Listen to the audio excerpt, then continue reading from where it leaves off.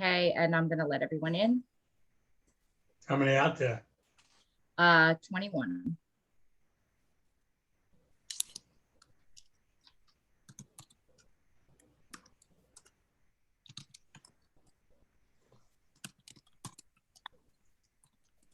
Just give everyone a second to connect.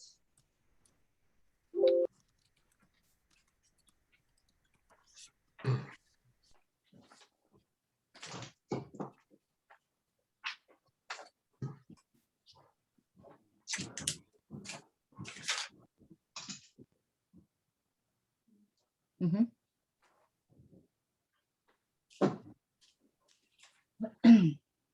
Flag. Pledge allegiance. Pledge allegiance to the flag, United States of America, and to the republic for which it stands, one nation under God, indivisible. With liberty and justice. Thank you.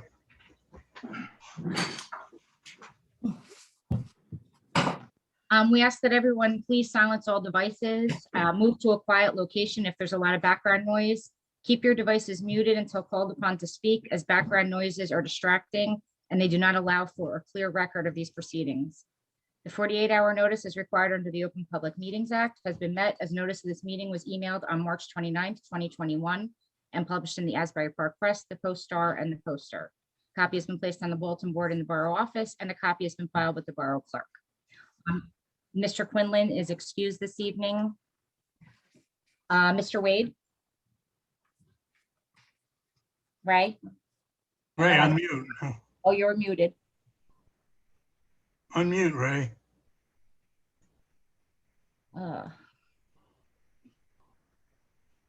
Ray, unmute.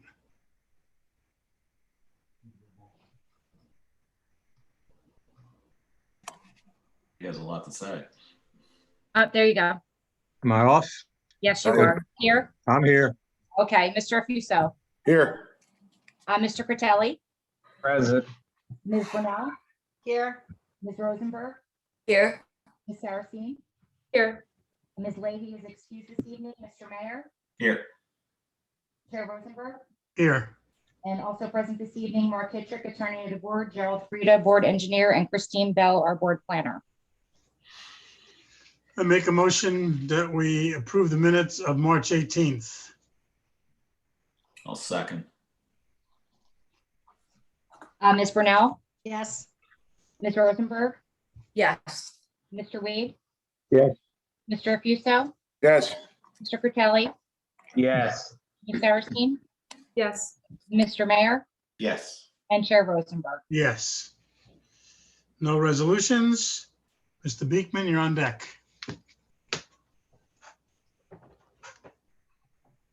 Unmute, Mr. Beekman. There we go. There we go. Wasn't doing it.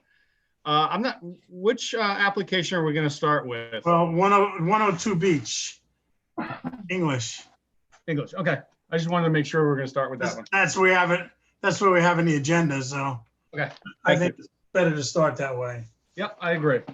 So, ladies and gentlemen of the board, Mr. Chairman Rosenberg, Jeffrey Beekman of the Beekman Law Firm. I see on line, I also have my clients, Mr. and Mrs. English as well. And we also have our architect, Mr. Moss, I believe. I'm looking for him now.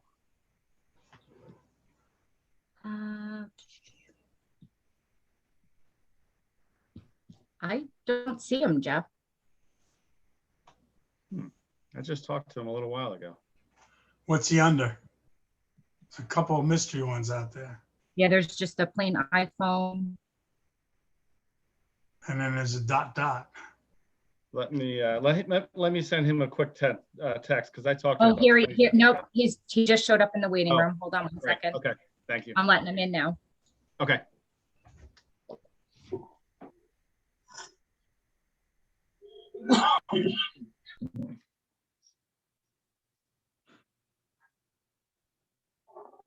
Mr. Moss? I am here. Great. Okay, we need a Thank you. video. Oh, there you are. Okay, great. So both Mike Moss and Mr. and Mrs. English were sworn in at the last hearing. And just to piggyback on what happened at the last hearing and to update the board. So we had a very good discussion, and I thank you for the board for that discussion about how to do the measurements related to the second floor in connection with this application and the third floor or the half story in connection with this application to determine how we get to the point of 50% or less square footage on that half story. My clients and Mr. Moss then went back to the drawing board based upon that. And with approval from Mr. Frieda, we also indicated that the changes in the plans were acceptable, the calculations were acceptable, and we do meet the definition of a half story, which as a result of that limits our application to 2 variances, which are existing conditions. And those are variance for the lot width of less than, more than 40, but less than 50 square feet, and a variance of for lot size or lot area of less than 5,000 square feet, according to the plans and according to the existing conditions. So, Mike, I'll have you testify about the revisions of the plans. If you can go over So Jeff, changes on the, Mr. sorry. Beekman, just Yep. before you go any further. So Jerry, you were sworn in at the last meeting, I assume? I was. And what about you, Christine? I think I was also, yeah. Okay, so make sure everybody's sworn in. All right, very yes, I good. believe both were. Yeah, thank you. Okay, thank you. Mr. Moss, can you describe for the board the changes that were made to both the second floor as well as the calculations determined as a result of those changes, and then the half story on that third floor? Mr. Moss, do you want to share your screen to make it a little bit easier so everybody knows what you're talking about? If you'd like, I can share mine. I'm on the phone. I'm on a phone. I'm not on. Okay. a desktop. I can share mine. Okay, Okay, we started with looking at the second floor. What we did, the clients did decide to do was add a small addition to the front bedroom, bump it out 2 feet, and that added 40 square feet to the second floor area and enabled 20 additional square feet for the upper level. Let's see, 858. Mr. Beekman, you working on it? I am. It's not, I'm not seeing the sharing. Hold on a second. Why is it not popping up?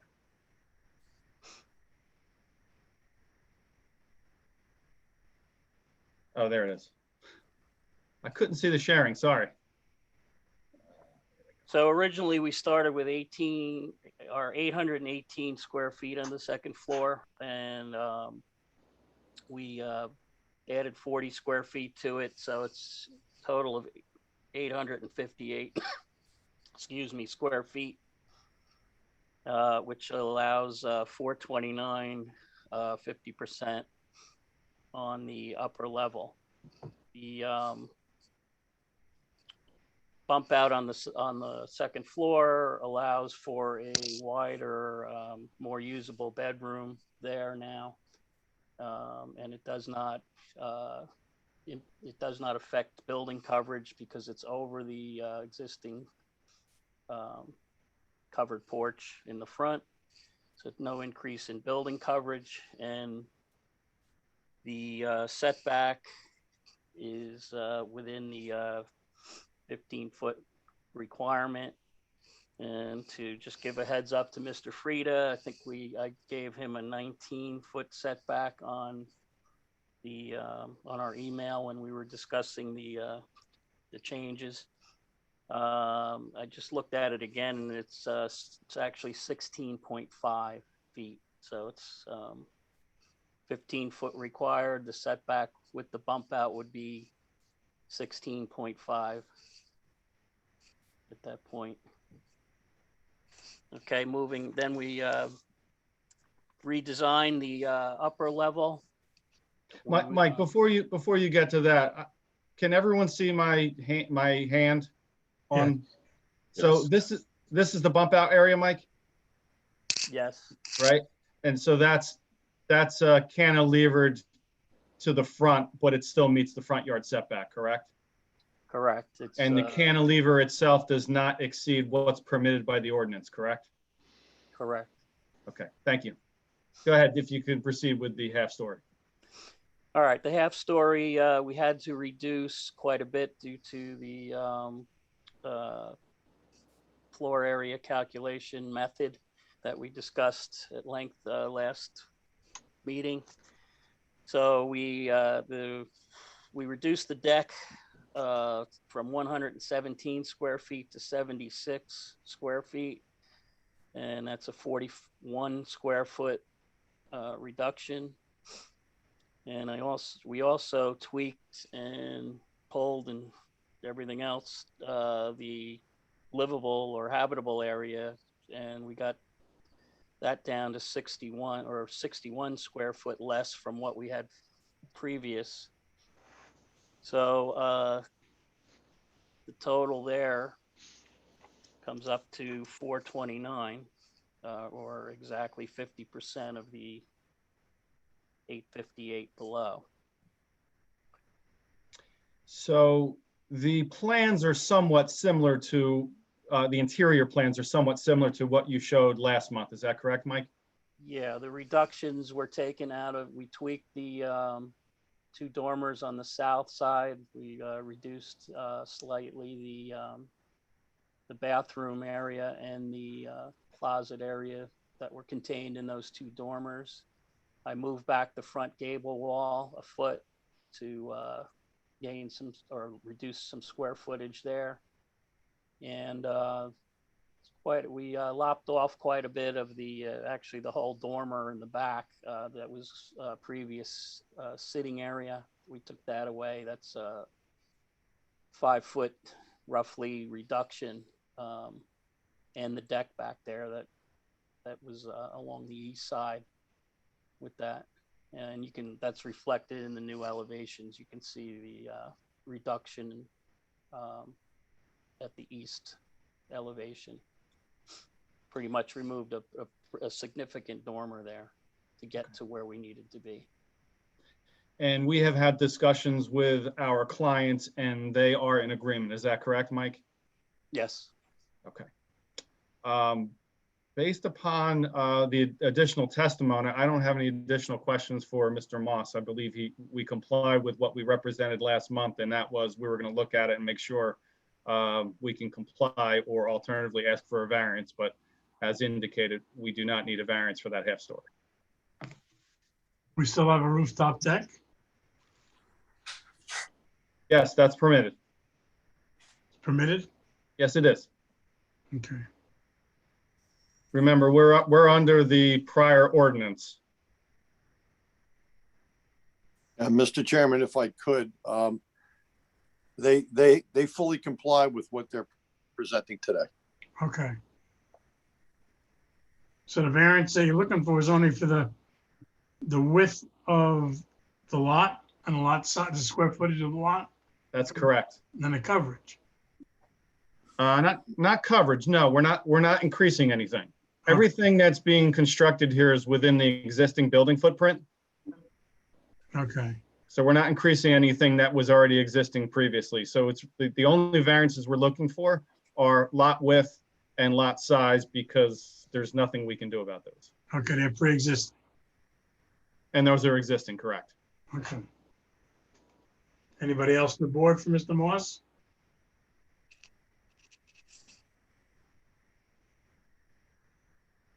Anybody from the general public for Mr. Moss?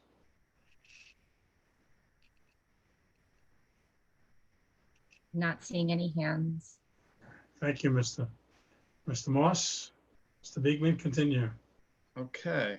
I'm just trying to unshare here.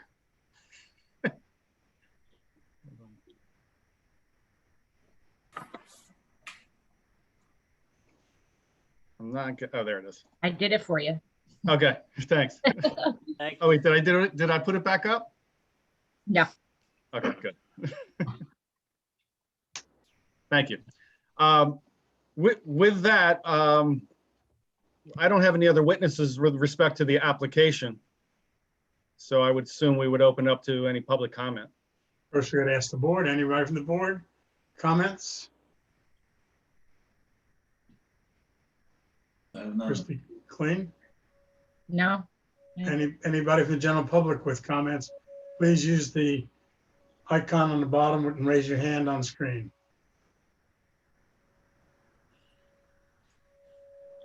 Anyone? Nobody. If you're not participating with video, we can't hear you. You're all muted, so you'll have to unmute yourself. No one. Okay. Mr. Beekman, sum up. Thank you. So again, I do thank the board for the discussion last month. I think it was very helpful for not only my clients, myself, and our architect, but I believe that the plans as modified from the last meeting satisfy what our original notice was and what our client's original intention was, and that was to propose a addition that would be conforming fully with the ordinance, but for the fact that their lot size was less than 50 feet, and their lot, their lot size was less than 5,000 square feet, and their lot width was less than 50 square feet.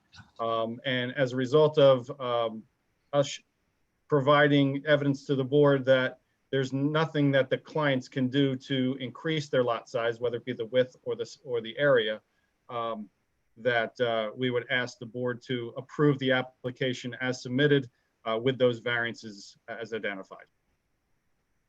Thank you. Thank you. Nothing else on the board. I'd like a motion, zoning board application 21-02, Timothy Marine English, to pass this variance and confirm the variance with based the testimony and plans and with the using the existing conformity. I'll second.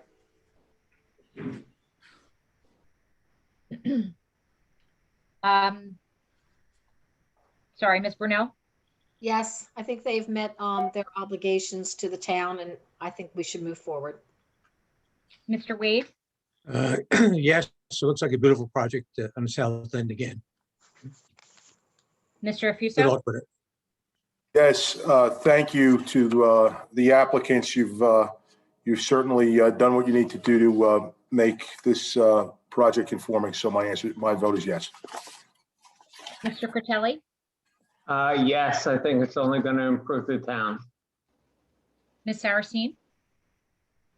Yes, I think that the property itself, being the size and dimensions, and the fact that they've complied with everything else in the house, I agree.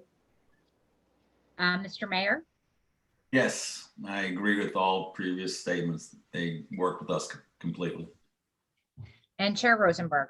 I also agree, and thank you for listening to us and take some of our suggestions. Good luck. Thank you. Thanks. Congratulations, Mr. and Mrs. English. Job is done.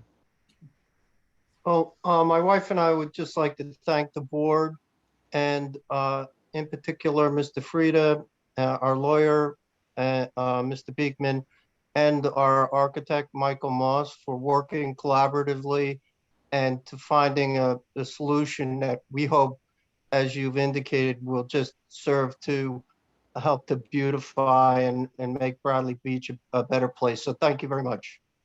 Thank you. Thank you. Thank you. And good luck. Thank you. Thanks. Next case is Mr. Beekman again. Walter and Susan Youngman, zoning board case number 21-03, 506 Newark Avenue. Good evening again, Mr. Rosenberg, ladies and gentlemen of the board, Jeffrey Beekman of the Beekman Law Firm on behalf of Walter and Susan Youngans. This project was also prepared by Michael Moss as the architect. Jeff, I'm sorry to interrupt you. I just want to let everyone know, because you were expecting my father. Alexis Gazarovski Esquire, appearing on behalf of objector. Thank you. Sure. So, as I was indicating, this matter was originally scheduled for the March meeting. At the March meeting, or just previously to the March meeting, we understood that the commissioners had made a determination to modify the zoning ordinance to make some of what would be variances in this situation what we feel are no longer a variance condition under the terms of the new ordinance. In addition to that, we did hear that one of the neighbors may be objecting to the application, and in light of only being able to look at the plans that week of the application, between the ordinance change and the objector, we felt it was most appropriate to adjourn that matter for this meeting. So we did notice for the March meeting, and I believe that Mr. Kittrick's assistant handled the matter and advised that there was jurisdiction, but feel free to place that on the record for this evening since Ms. Gazarovski was not present at the last. Sure, the board accepts jurisdiction in this matter. We reviewed the notice and it's suffices. Thank you. Okay. So as I had indicated, one of the reasons for the request for the adjournment was related to the change in the ordinance. This application, unlike the last one, everything that is being proposed in this application conforms with respect to setbacks, conforms with respect to building height, conforms with respect to number of stories. It conforms with respect to building coverage. It conforms with respect to impervious coverage. The only variances that were associated with this application were based upon the existing conditions, and those existing conditions being lot width not being at least 50 feet and square footage not being at least 5,000 square feet. In light of the zone change, we believe that this application is now fully conforming under the new ordinance. And that new ordinance was published on the Monmouth County's website as of yesterday. And it looks like it was filed with the county as of April 5th. I had provided a copy of the ordinance on the website to Ms. Dickert, as well as Mr. Kittrick and Mr. Frieda yesterday when I went on to see if it was finally posted. So it's our position with respect to this application that in light of the new ordinance, there would be no variance relief required. However, since we were before the board already, we felt it most appropriate, particularly knowing that there was an objector potentially involved, we thought it would be most appropriate to have a hearing on the merits relative to the application and the applicability of the new ordinance, and have the board make a determination whether in fact we are accurate in our belief that there are no variances now needed. If I may, I have not seen the ordinance that was published yesterday.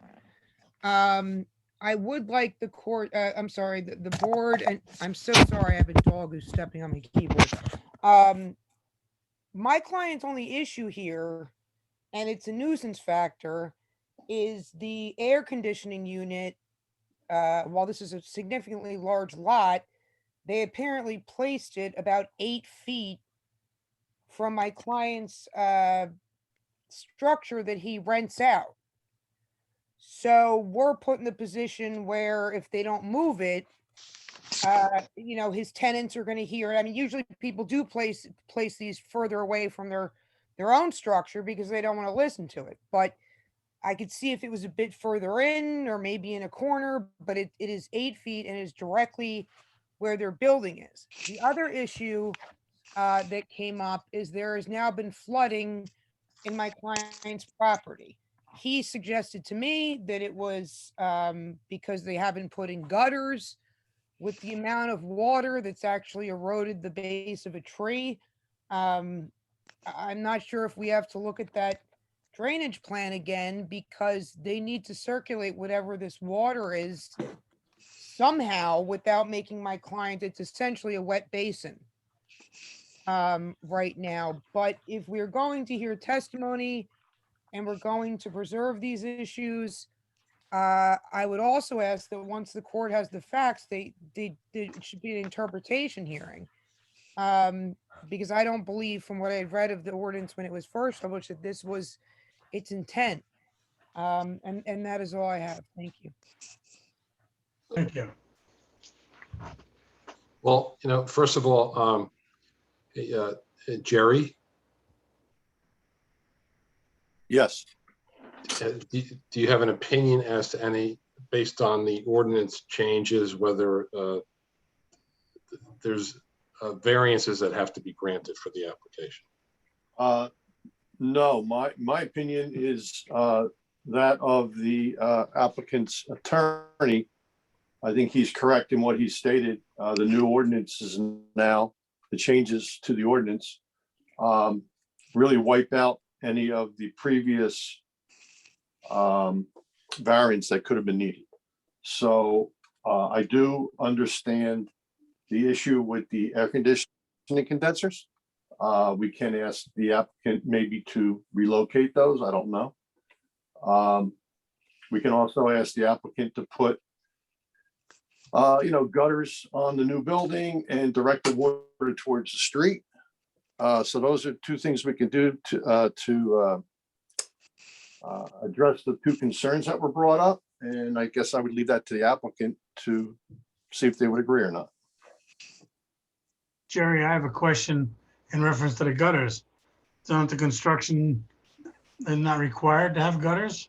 Yeah, you're required to have gutters, but generally they run the gutters down a downspout and they discharge them to the ground next to the house. Right. They don't always convey the water away and towards the street. So if we could get some commitment from the applicant, I think that would go a long way to maybe addressing one of the concerns. All right, since we're having this discussion now, Jerry and also Christine and Jeff, who would be, if you have anybody testifying, who would that be? I will have Michael Moss as well as my clients, Susan and Walter Youngins are on as well. So they'll So be testifying. if everyone would raise a right hand, please. Do you swear or affirm to tell the truth, the whole truth, and nothing but the truth tonight's proceeding? I do. I do. Mr. Kittrick, if we're not granting a variance, what are we voting on? It's a very unusual situation because an applicant comes before us for relief, right? That's the purpose of coming before us, for relief. And the applicant's position is, after this application was filed, the ordinances have been enacted that result in them not needing variance relief. So we can't give, if we agree with that position, and our engineer has stated, our professional has stated that he thinks that is in fact the case. I think Mr. Beekman is before us tonight because we have an objector.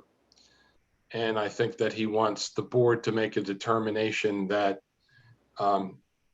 in fact, variances don't apply, to allow him to have a document that would allow them to proceed for the issuance of a zoning permit.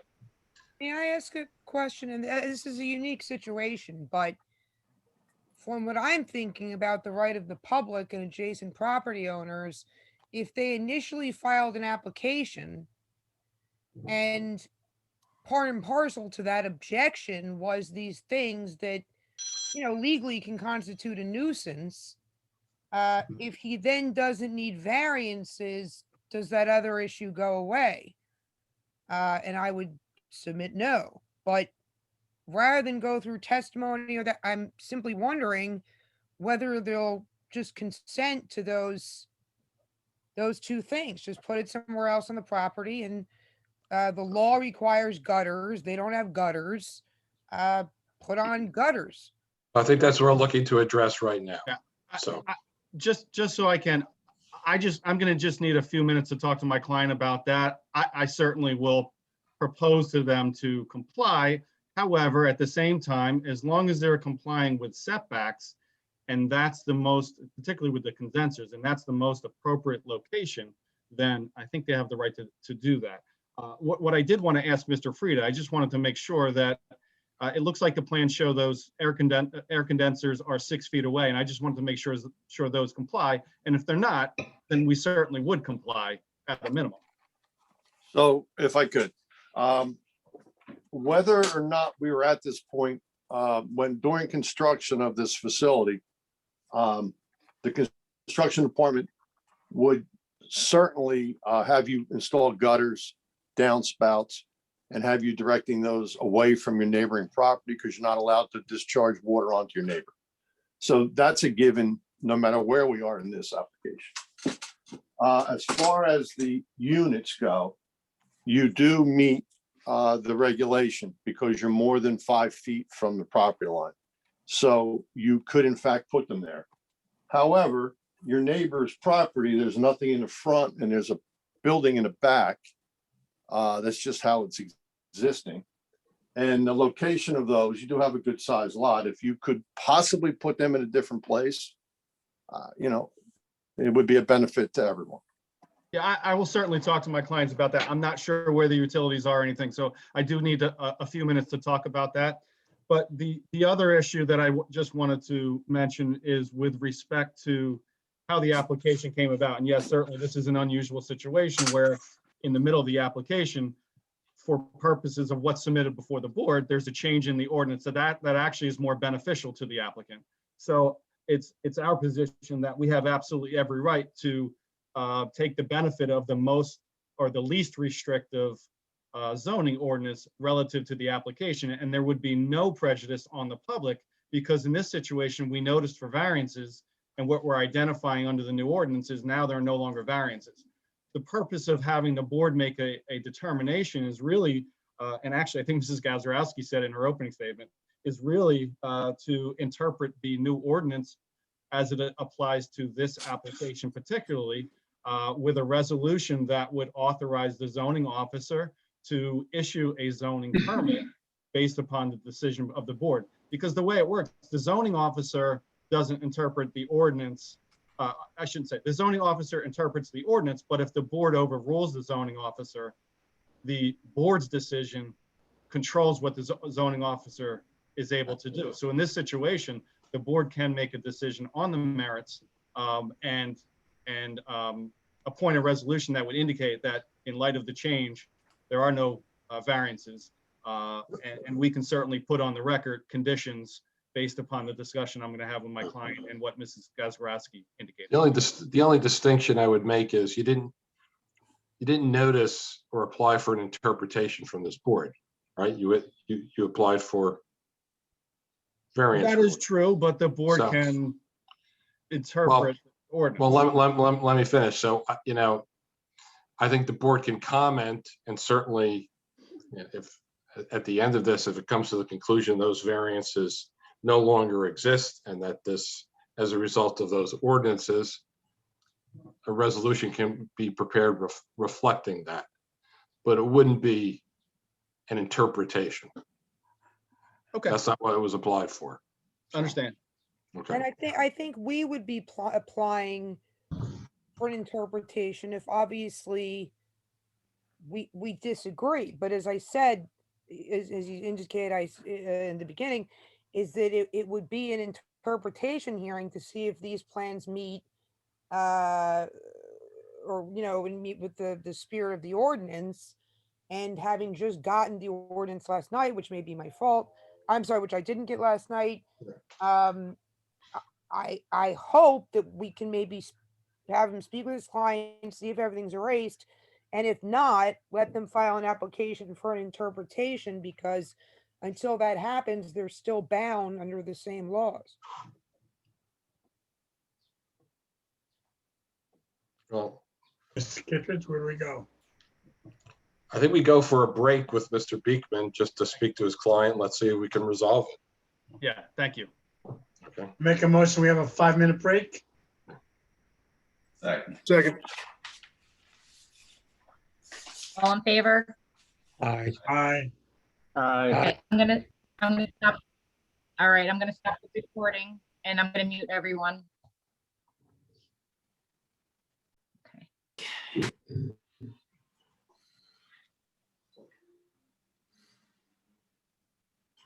Okay, I'm just gonna take a roll call. Ms. Brunel?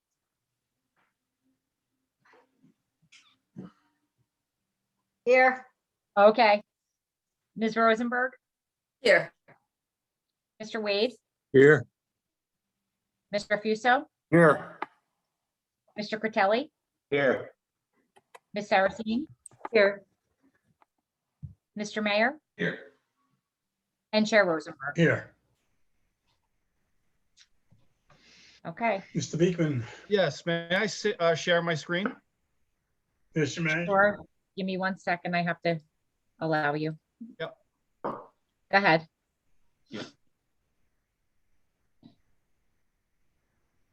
Okay, so this is the plot plan everyone should be able to see? Not yet. No, No? no. Not yet. What happened? Oh, because I clicked the wrong thing. I clicked the, there we go. Uh, How about now? yes. Yeah. Okay, Yes. great. Mr. and Mrs. Youngins, I'm not sure which one of you wants to testify, but if I could have one of you testify. We just discussed the location of the condensers, correct? Yes. And we noted that even though where they're being proposed, and I am showing everything with the hand here, at 6 feet off the property line, we're in agreement to put the condensers side by side, parallel to the back corner of the property, the corner being about in the middle of the property. Is that correct? Yes. So that would bring those condensers another maybe 8 to 10 feet off the property line. I'm not sure exactly where the second condenser is going to sit, but it's certainly going to be more than the 6 feet as proposed. Is that accurate? Yes, it is. And in that location, obviously it's conforming, but it would also be in a location that would be least impactful to everyone, being not only yourselves and your property and use of your property, but also each of your neighbors surrounding the property. Is that correct? Correct. Okay. So that I would hope Ms. Gazarovski addresses the issue of the condensers, and that would be satisfactory considering even under the application, it was conforming. I understand that. I still have a right to object. My only question is in the rear of the property where you're moving it, because for some reason your that extra screen isn't showing up on mine. Is that near any dwellings of my client? Do you have the plot plan by any chance? Even if you could look it up on your own screen? Not on me. As long as it is away from their residential. In the case where it was 8 feet away from the bedrooms of the tenants. So if you're Yes. moving it to the rear, that's also not where any of my clients' living structures are. Okay, well, it's going to move to the middle of the property. It's almost going to be centrally located on this property.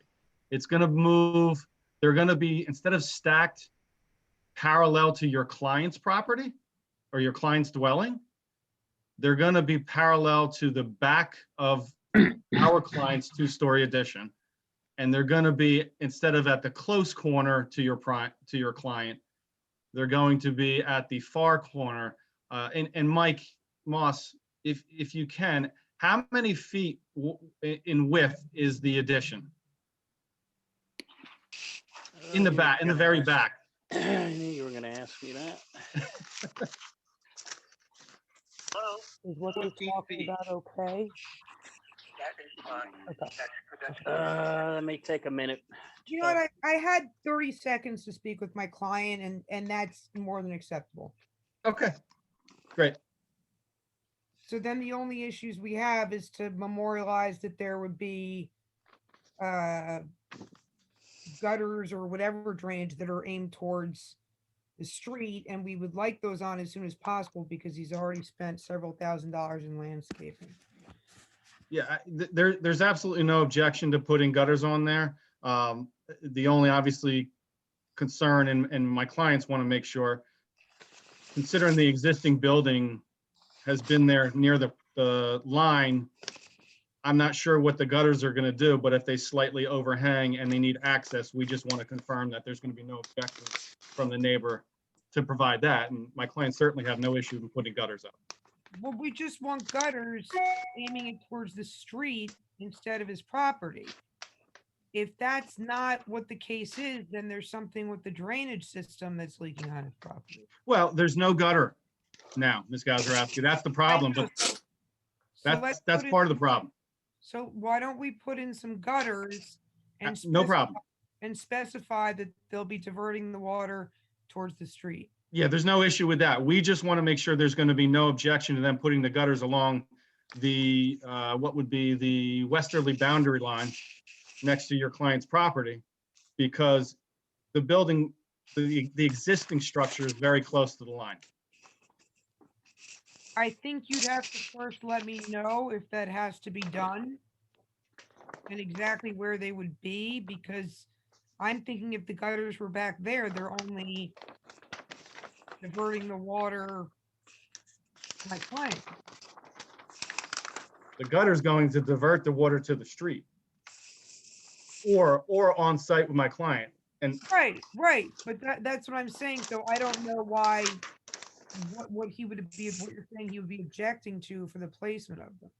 well, so my client's building is 0.4 feet from the property line as it exists today. None of the new is an issue. It meets all the setbacks, but the existing is 0.4 and 0.6 feet from the property line. So adding a 4-inch or a 5-inch gutter is going to be on or over the property line. So we just want to make sure there's going to be no issue with the neighbor, allowing them to have access to do so. That's the problem, because if you're putting the gutter so that it's going over the line or as close to the line, that still means that there's going to be water going on his property. No. The water's going on the property now because there's no gutter. So Right, but it you're- rolls off the roof and it rolls onto your client's property. So you're saying the gutter, though, would be on the side of my client's or on my client's property line. So that would mean the water would be running over towards the street from over his property? Well, I'm sure you understand the purpose of the gutter is to take whatever water flows on the roof and it's going to take it to the location it's directed. And we Right. will make sure it's directed away from your client's property. Can I add a, If it's diverted, Can but I add I want something? to see if there's an encroachment. I don't know what big gutters you're getting. I'm not gonna consent to anything with an encroachment, because I'm sure there's a way that you guys can find a way to do it. I don't think that's necessary, but as long as Mike, you're putting Mike, you gutters, want to say something? yeah, I think we're talking about where we're gonna locate the downspouts for the gutters, and we don't want to put the downspouts next to your property or the neighbor property. yes, So Correct. we had discussed that we would not put the downspouts next to the property. We would figure a way to drain or put the downspouts and drain the water within the property, at least 5 feet away from your property line there. water from the downspout coming to the 5-foot mark. Yeah, we can design it so that the downspouts aren't closer than that. Okay, and my other concern is I just don't want any gutters The empty. gutters, the gutters can be sloped along the eave of the house so that the downspouts can be placed on the opposite side of the property line. Okay, yeah, and that's acceptable. I just don't want a gutter and then it's the water's coming over his No, property. No. We hear what you're saying, yes. Yeah. If you could put that specific language in, then I am more than satisfied, as long as the board is. Yep, and we have to comply with the construction officials' requirements for that runoff anyway. So we're going to comply, but we're also going to ensure that it pulls any of that water as much as we can away from the neighbor's property. But I would like the specification that the downspouts are going to be pointed so that they go on your client's property and towards the street, and none will be put to the side of my client's property line or direct any water to run over my client's property line. What he just said was exactly right. If you put that in, but I don't agree, since you had brought up the issue already about the gutter going over his property. I'm not just saying we'll comply with the construction code. I think the board knows very well that's a nightmare in itself for problems, because it's just what they require. But the language that was just used is perfect. Just so my client has an assurance, this isn't going to cause more water on my property. Oh, yeah, absolutely.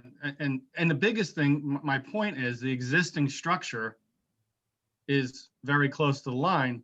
So to put a gutter on there, it's going to be right at the line.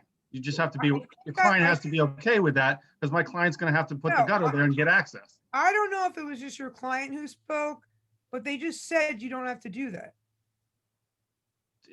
The whole side of the existing structure doesn't have a gutter. The gutter will run along that, and the downspout will wrap around the home. Mike, correct me if I'm wrong. It'll wrap around the home so that the rainwater, when it comes out of the downspout, will not be directed towards your client's property. But you have to have the gutter get to the downspout. We can come up with some kind of a gutter or downspout design that would place the downspout away from the property line on that. Right. That would be fine. Right. It's just, we I'm need gonna to butt put a in. gutter on that existing structure too. And Mr. Beekman is also asking permission to be able to stand on their property to put it in. Am I correct, Mr. Beekman? That's correct. We're gonna need that Absolutely. access. If you're making any repairs, you're allowed to stand on someone's property, but so I guess just give my client notice so that he knows someone's going to be there. He's not going to bother anyone, but at least they know why someone's. Okay, this has nothing to do with the application anymore. I think we've worked out the language. Whatever the neighbors have to deal with regarding the installation, the neighbors can deal with. I think we've. So what are we gonna do now, Mr. Kittredge? Where do we go from here? Okay, so Mr. Beekman, anything else? Yeah, so we would stipulate that the AC condensers will be relocated as we indicated. We will stipulate that the gutters will be installed and ensure that the downspouts are installed in a way so as not to direct the water flow to the neighbor. And we will address whatever drainage issues may be required in connection with construction plans so that it does the same and it does not result in any extra water running into the neighbor's property from the construction. And one other condition, the existing curb and sidewalk must be replaced as they're considered in poor condition. Yeah, so if I can, Mr. and Mrs. Youngins, I have discussed with you the review letter prepared by Mr. Frieda, correct? Yes. The engineer review letter, and you are in agreement that you will comply with the conditions of Mr. Frieda's letter, as well as any of those conditions that might be reasonably required by the construction official. Is that correct? That's correct. And if you need any other additional approvals, we will get them as well. Is that correct? Yes. Yes. Okay, so now we're Mr. Kittredge. What do we do? So I don't know if the. You can take the screen down now. Oh, yeah, sorry. So unless the board has questions, it's a public hearing. First, see if the public has any questions of Mr. Moss, and then we can proceed and deal with those, and then have any public comment. Okay, any questions from the board? Any questions from the general public? Use the hand on the bottom of your screen.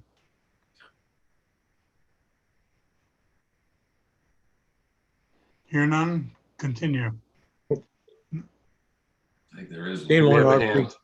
We have a hand. We have a hand. Where? Mr. Cowan. Mr. Cohen. Okay, Mr. Cohen. Mr. Cohen. Thomas Cohen, 612 3rd Avenue. I just had some questions for Mr. Moss. Mr. Moss, in terms of the impervious coverage on the property, you're well under the limit, aren't you? We are. And in terms of the building coverage, you are well under the 35% limit, are you? We are also under that. Great. And what's the height of the structure? The height was 24 foot, just shy of 25. yeah, around, yeah, it's under 30 feet. So, I mean, based on the changes to the ordinance, you're entitled to 30 feet on the new revisions to the ordinance, correct? Are you entitled to 35? 35. Oh, okay. We're Great. over 40 and over 4,000, Mr. Cohen. Oh, okay. So you kind of underbuilt this house, did you not, Mr. Moss? The goal was to do variance free from the get-go in discussions with the client. Yes. That's perfect, and I appreciate that. Thank you, sir. Any other questions from the public?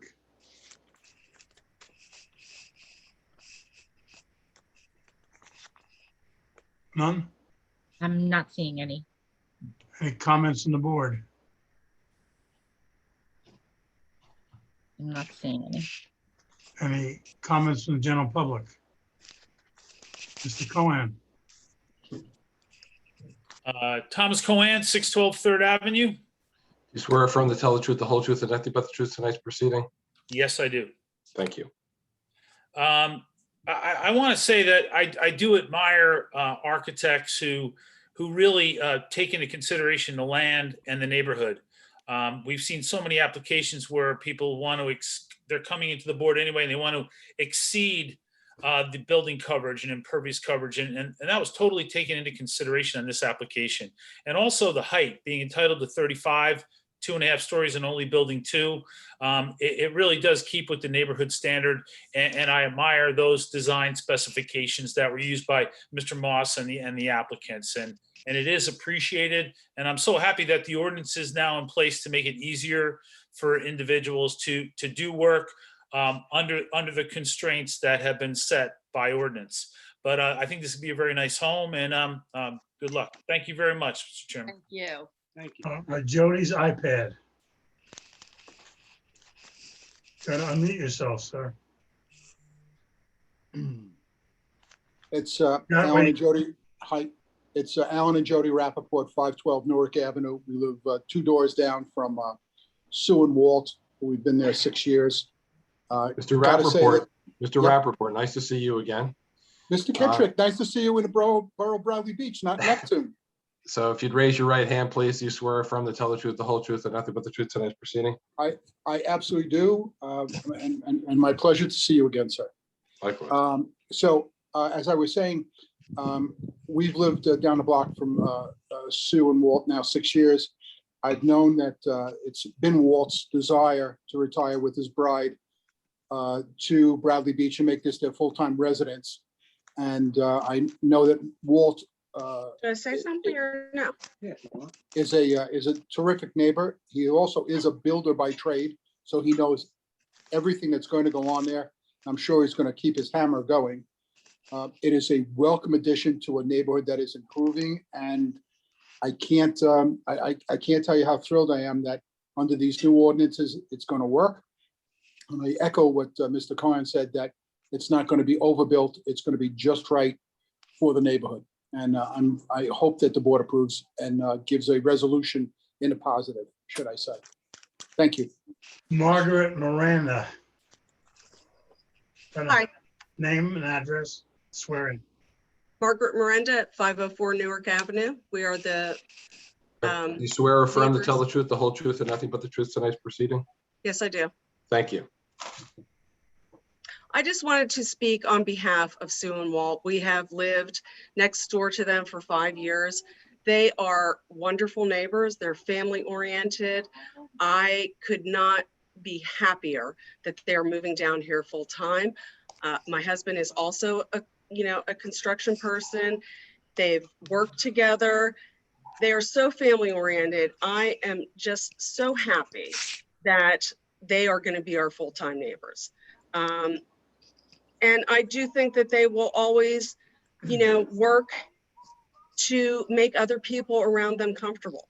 So I really hope that the things that were discussed tonight, as far as our other neighbors having some concerns, that the spirit of these people came out. They really are, very community minded and very family oriented. And I think that it is their desire to make it so that Artie and Carolyn are comfortable with the addition that they did. And that's all I wanted to say.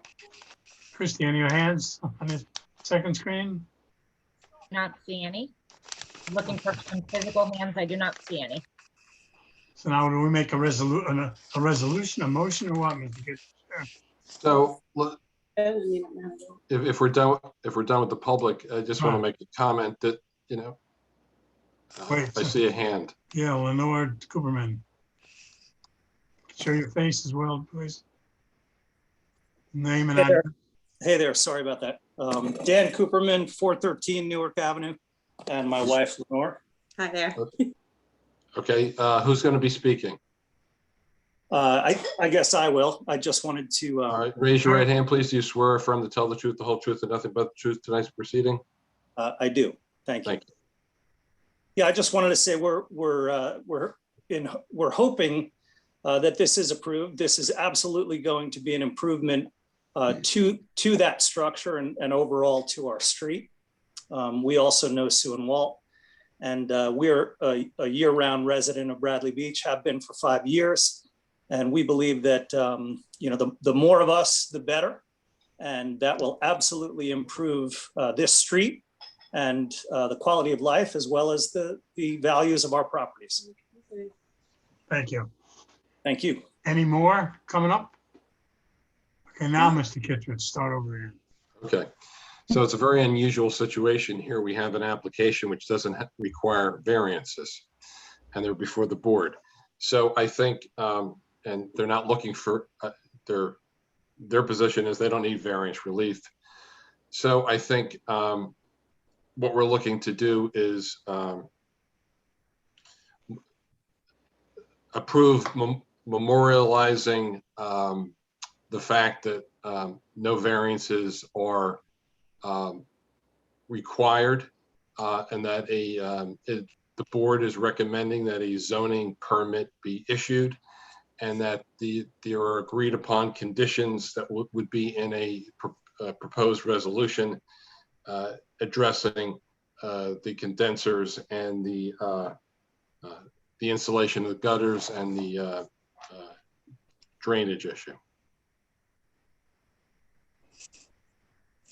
I'll try and make this motion that a motion that there's no variance needed as per the requirements, and as agreed in testimony, the air conditioning condensers will be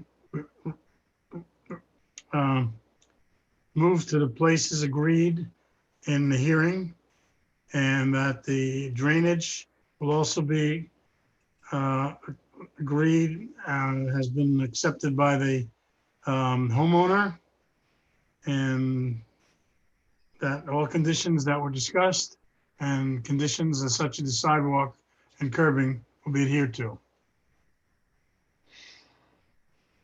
Good? Second. I'll second it. Mr. Mayor's my second. Yeah. Ms. Brunel? You got it? I think it'll be an improvement to the house, and I think they're doing a good job at being good neighbors. Thank you. Mr. Wade? Yes, looks like a beautiful project. Good luck with it, guys. Enjoy Mr. it. Acuto?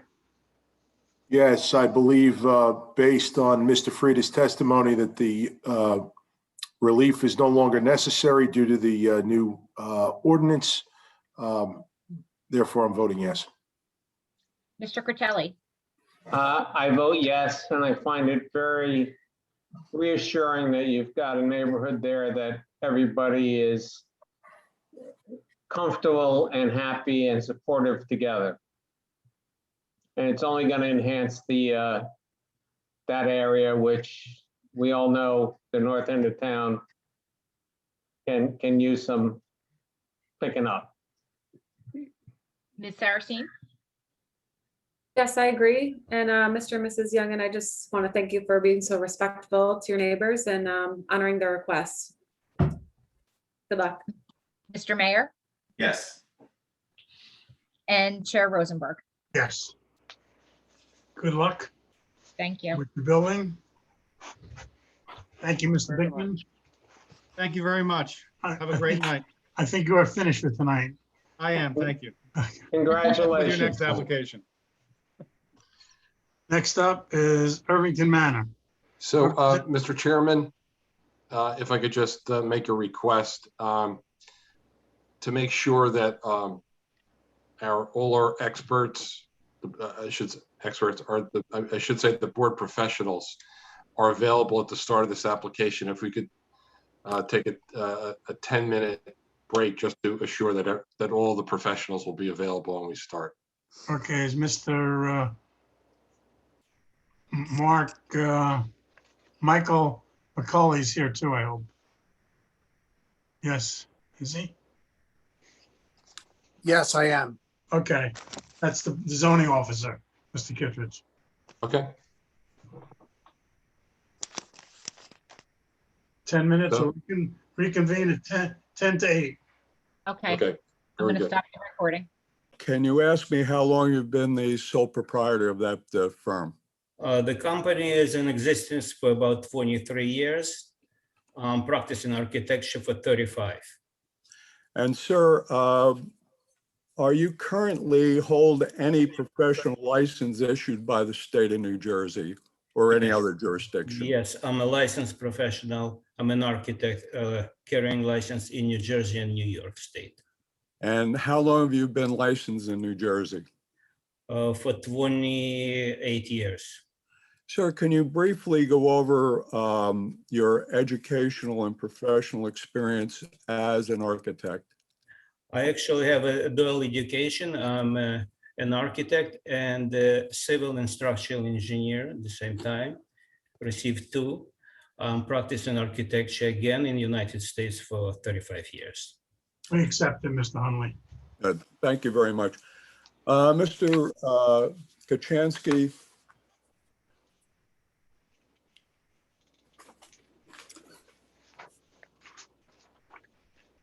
Drawing your attention to the property that is the subject of this application, 217 McCabe Avenue, Bradley Beach, New Jersey. Were you engaged to conduct an investigation of that property? Absolutely. I visited it twice, once in May of 2019, and I believe in August 2020. And what was the purpose of your inspection or investigation of the property? The purpose was to determine structural stability of the building after the fire damage. And sir, can you just briefly tell the board the nature and extent of your investigation of the property? Well, in 2019, I was unable to actually see the entire building, but in 2020, the floors were cleaned and we have pretty much thorough investigation of the damage. The damage is limited actually to the interior along the rear wall and the chimney. And the most of the damage just consists around the attic area and the roof rafters. About 22% of the rafters charred and damaged and needed repair or replacement, as well as roof sheathing. Otherwise, the entire frame of the house, which actually 115, I believe, years old, which is a landmark in your neighborhood, still intact. And it's amazing because that is a balloon frame which nobody builds any longer. With the lumber which doesn't exist, it's unbelievable. I was kind of surprised that this structure withstand everything, including the damage which was done by firefighters. They drain water, they make a hole in the floors in order to drain it, and nothing happened. I'm not the light person, about 190 pounds. I was walking on the floors, nothing. It was extremely stable. We have all studs open, floor joists in place. I was able to see connections. I think that is one of the amazing situation regarding the fire damage to the upper floor.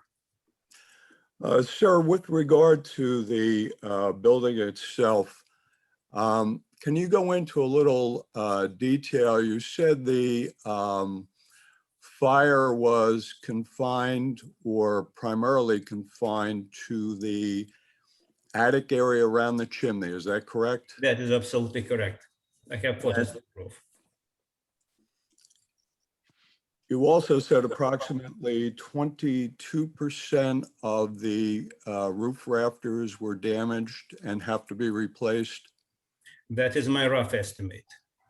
And as far as the sheathing goes, well, let's do this. With regard to the remaining roof rafters, the ones that were not damaged, do you, as a result of your inspection, was there any idea of whether the remaining 78% of the roof rafters were sufficient to support the roof and any expected loads? Oh, absolutely. It has been retained in place for more than 100 years, supporting the roof, and it can continue for a while. With regard to the attic area, where the 22% of the roof area or roof rafters were damaged or destroyed, was there any other repair work that would be required to put the roof back in good operating condition? Not really. What happened, the floor structure is stable, as I testified before. The only rafters got damaged. Actually, the entire house is gutted. There is no gypsum board on the wall, no floor finishes, plumbing fixture removed. So that is kind of a vanilla box which you can actually repair easily and continue use. Well, sir, with regard to I'm sorry, let's do this. You did prepare a report of your investigation, is that correct? That's correct. And with regard to your report, sir, did you reach any conclusions about the existing structure and its condition? Absolutely. I concluded that existing, it's 2.5 story building will retain a majority of the original framing. And that is typical for the construction at that time. And that balloon framing untouched by fire, if foundation doesn't have any signs of uneven settlement, to my surprise, actually. Floor joists sustain some water damage, but not the fire damage at all, just deteriorated as usually in the areas of bathrooms, which is common for all buildings.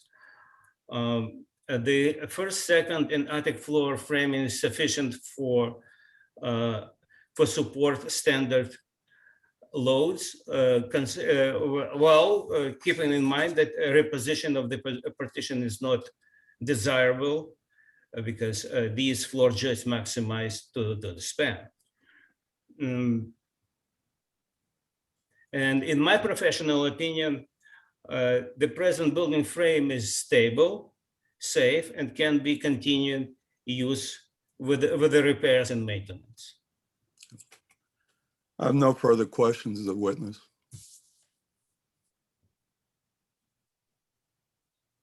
Anybody from the board? Michael, you got on mute. Sure. Thank you, Mr. Chairman. Thank you, Mr. Kashansky. You said you went in 2019, you were unable to get into the building. What was the issue there? Well, there will be remains of furniture, the garbage, actually the remains of the firefighting. I mean, the gypsum board was kind of damaged by water. It's kind of, you're walking like in a swamp. So the owner actually cleaned up the entire building. We were able to come in, take a nice photos, as you can see the report. Great. Your report, is that signed and sealed by you? Absolutely. Okay. And the fire was in 2015? Yeah. Correct? Okay. So in 2015, we have a fire. The fire's on the 3rd floor. I'm not that smart, but I know water goes down. Right. 2019, you're telling me there are conditions of a swamp on the site. It's just what you said. Well, because water is coming in. Exactly. So you're telling me a building that has had water come in it for 4 years at the Jersey Shore is stable? Absolutely. Have you seen my photos? Take a look at the photos of the 2nd floor. The studs actually treated, and they are kind of gray. That is not garbage that you can buy in Home Depot. I understand. That is amazing for lumber. I get it. I live in a 100-year-old house myself, and I did my own work. That stuff is like petrified wood. I know what you're talking about. But I want to know if it's exposed to the elements for 4 years in a condition that your words were a swamp. You're saying that that's okay. And we know that it's going to be able to bear the load of, and again, the application here is to make it a hotel. It's going to be able to bear the load of not only just the sheetrock and the walls, but everything that needs to be inside of a hotel, not a dwelling place, a hotel. Well, when you say hotel, it's a dwelling. It's the same life and dead load as any other structure. So there is no difference. As I stated in the report, as long as we are not moving partitions, it will stay. If we actually remodeling the place, I mean redesigning, that will change the structure and the performance of the building itself. That is not what I actually testified to. If someone decided to actually change the layout of the rooms, that would be open to actually to reframing or reinforcing of the structure. But if you put the rooms back just the way they are, yep, and you had a hotel, you had guys like me in there. I'm 240 pounds. So you stack this place with a bunch of knees plus a bunch of rooms. You're telling me it's going to bear that load? Absolutely. Okay. 190. Okay. It called me. But it's one of you, or it would be one of me, if the object of the question at hand is a hotel where you're going to have, and I believe it was the testimony of Ms. Petruno, various amounts of people coming in at various times. The weight of people, the weight of possessions, it's a different story. It's not that you're not carrying the weight of a vacant home. We have a building code which actually gives us the standard loads. And the standard load for that hotel is 50 pounds per square foot, no matter how heavy the guests are. Okay. And that is a compliance with the code. And by the way, these floor joists will hold much more load than we actually even expect, because it's a full cut. Sure. No, I understand. I understand. But I can't get my head around the fact that you had a swampy condition for 4 years. Well, you're picking up the word swamp. What I'm telling you, it's a wet I'm using your word. I'm using your word. That's the word you well, use. it's a wet gypsum board. It is just under your feet. It's kind of not pleasant to walk on, and some garbage. And the insulation, when it's wet, it's wet. I get it. It's unpleasant. Okay. But it's clean now. Okay, thank you. You're welcome. Sir, I have a question for you. I just want to make sure, I was taking notes when you were testifying. I just want to make sure I have this right. Did you say that the structure is gutted? Is that? Yes, that is correct. Okay. And do you know when the last time it, in your investigation, do you know the last time it existed as an operating hotel? I have no idea.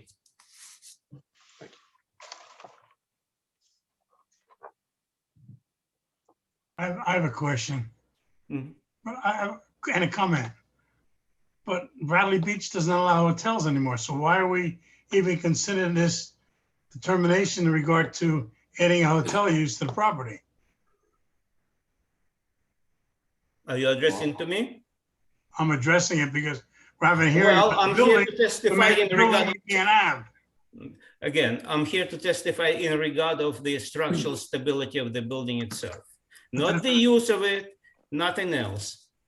But it is beyond my competition. But the question to our board is adding a use, nothing about the value of the property. To me, this happened in 2015. And we're first coming about it. You had a hearing in 2016 that's denied for, I don't know what, I'm just asking. And now we're coming to 2020. We'll give you the benefit of the doubt of the time and for use. Why that's what we're asked to do, not about the acquiring if the building is good, bad, or indifferent at this point. It's the use. I think that's a legal issue that Mr. Hunley can address. I have a question as well, following up with Mr. Alfuso. The last time that you looked at the building was in 2015. Was that correct? 2020. 2020? Yep. Okay. You got 100-year lumber plus. Is the structure weather tight? Because I know from myself, if you leave lumber outside for any period of time, whether it's treated lumber, new lumber, or 100-year-old lumber, that the weathering at the Jersey Shore with the salt is going to have an effect on the tensile strength of that lumber. Well, the damage actually limited to an area around the chimney. Whatever the water leaks are, they're going along the chimney down to the basement. But there is no damage if you take a look at the photos which I took to envelope of the building itself. But didn't you just make a statement and it that is dry? Walking across the floors were spongy? In 2019, when it before cleaning. So don't pick on my words. If they were spongy in 2019, it was cleaned after that. Would they not be more spongy in 2021? No, because they clean it. I was working on a wet gypsum board which actually fell from the ceiling. How do you make old wood more tensile strength by cleaning? Strength actually belongs to the property of the wood, as you understand, and the property of the wood frame much higher than the framing you're doing in the contemporary houses. It's a full cut, and it is treated. Take a look at the photo. It is gray. It means that is not hemlock which you're gonna get today from China. And Mr. Hunley, once wood is damaged, it's damaged. You can't. There is no damage. The tensile strength of wood once the wood is damaged. No, it's not damaged. Take a look at the photos. You can walk at yourself. Take a look. The entire first floor has no damage whatsoever. The second also has no damage. The only hole in the ceiling, in the corridor where fire apparatus made it to drain water. I'm just a little confused on On one statement, it's spongy, on the next statement, it's not damaged. So You're picking for the. I'm not sure what's for my going words. on here. I think it's unfair. If I may, I believe the testimony of the witness, there was debris, and walking on the debris such as insulation in 2019 was spongy. There was never any testimony by this witness that the structure was spongy. The structure, according to the witness, and he's been consistent, has been sturdy. He said it was swampy. Where does the spongy, All right, so Come on. where does the sponginess go if it doesn't go back into the floor or the floor rafters? I mean, where does it go? Just disappears into David. Disneyland? David, I think he. Right, hold on a second. Right now, it's questions of this witness. And what the witness said will be reflected in the transcript and the minutes. So we're here to ask them questions. I apologize. I'm just trying to understand. Right. I framed houses, I built stuff. I understand once stuff gets wet and gets damaged, it goes into a dumpster. It doesn't recreate itself and come back to be new again. Let me explain to you, David, again. There is a hole in the ceiling, in the roof, along the chimney only. So the water, which actually penetrates the roof, goes along the chimney down. Every other framing members still dry. There is no damage to the framing of the building, as well as an envelope, except for the roof rafters, which got damaged by the fire. Mr. Kittredge, where does my questions sit into this or it doesn't? Well, so your questions really aren't for the architect, but this is an appeal of a zoning officer's decision, Right. right? So Decision for use as a hotel. well, Mr. Hunley has not applied for a use variance here. Is that correct? You're appealing the zoning officer's decision. It is our opinion, it is our position in this appeal that this was a prior non-conforming use. The fire occurred in 2015. An application was made to the planning board. There was a series of hearings to demolish the hotel and put up townhouses. That was eventually denied by the planning board. In October of 2019, the Superior Court rendered a decision in which it affirmed the planning board's denial of the variance. In that decision, the court acknowledged that the building's prior use had been a 14-room hotel. That is a decision that was entered by the court in this matter when it was before the planning board. The question then, at that point, after that decision was rendered, the applicant then went and applied for a zoning permit to repair the roof. At that point, the zoning officer at the time, Mr. Waterman,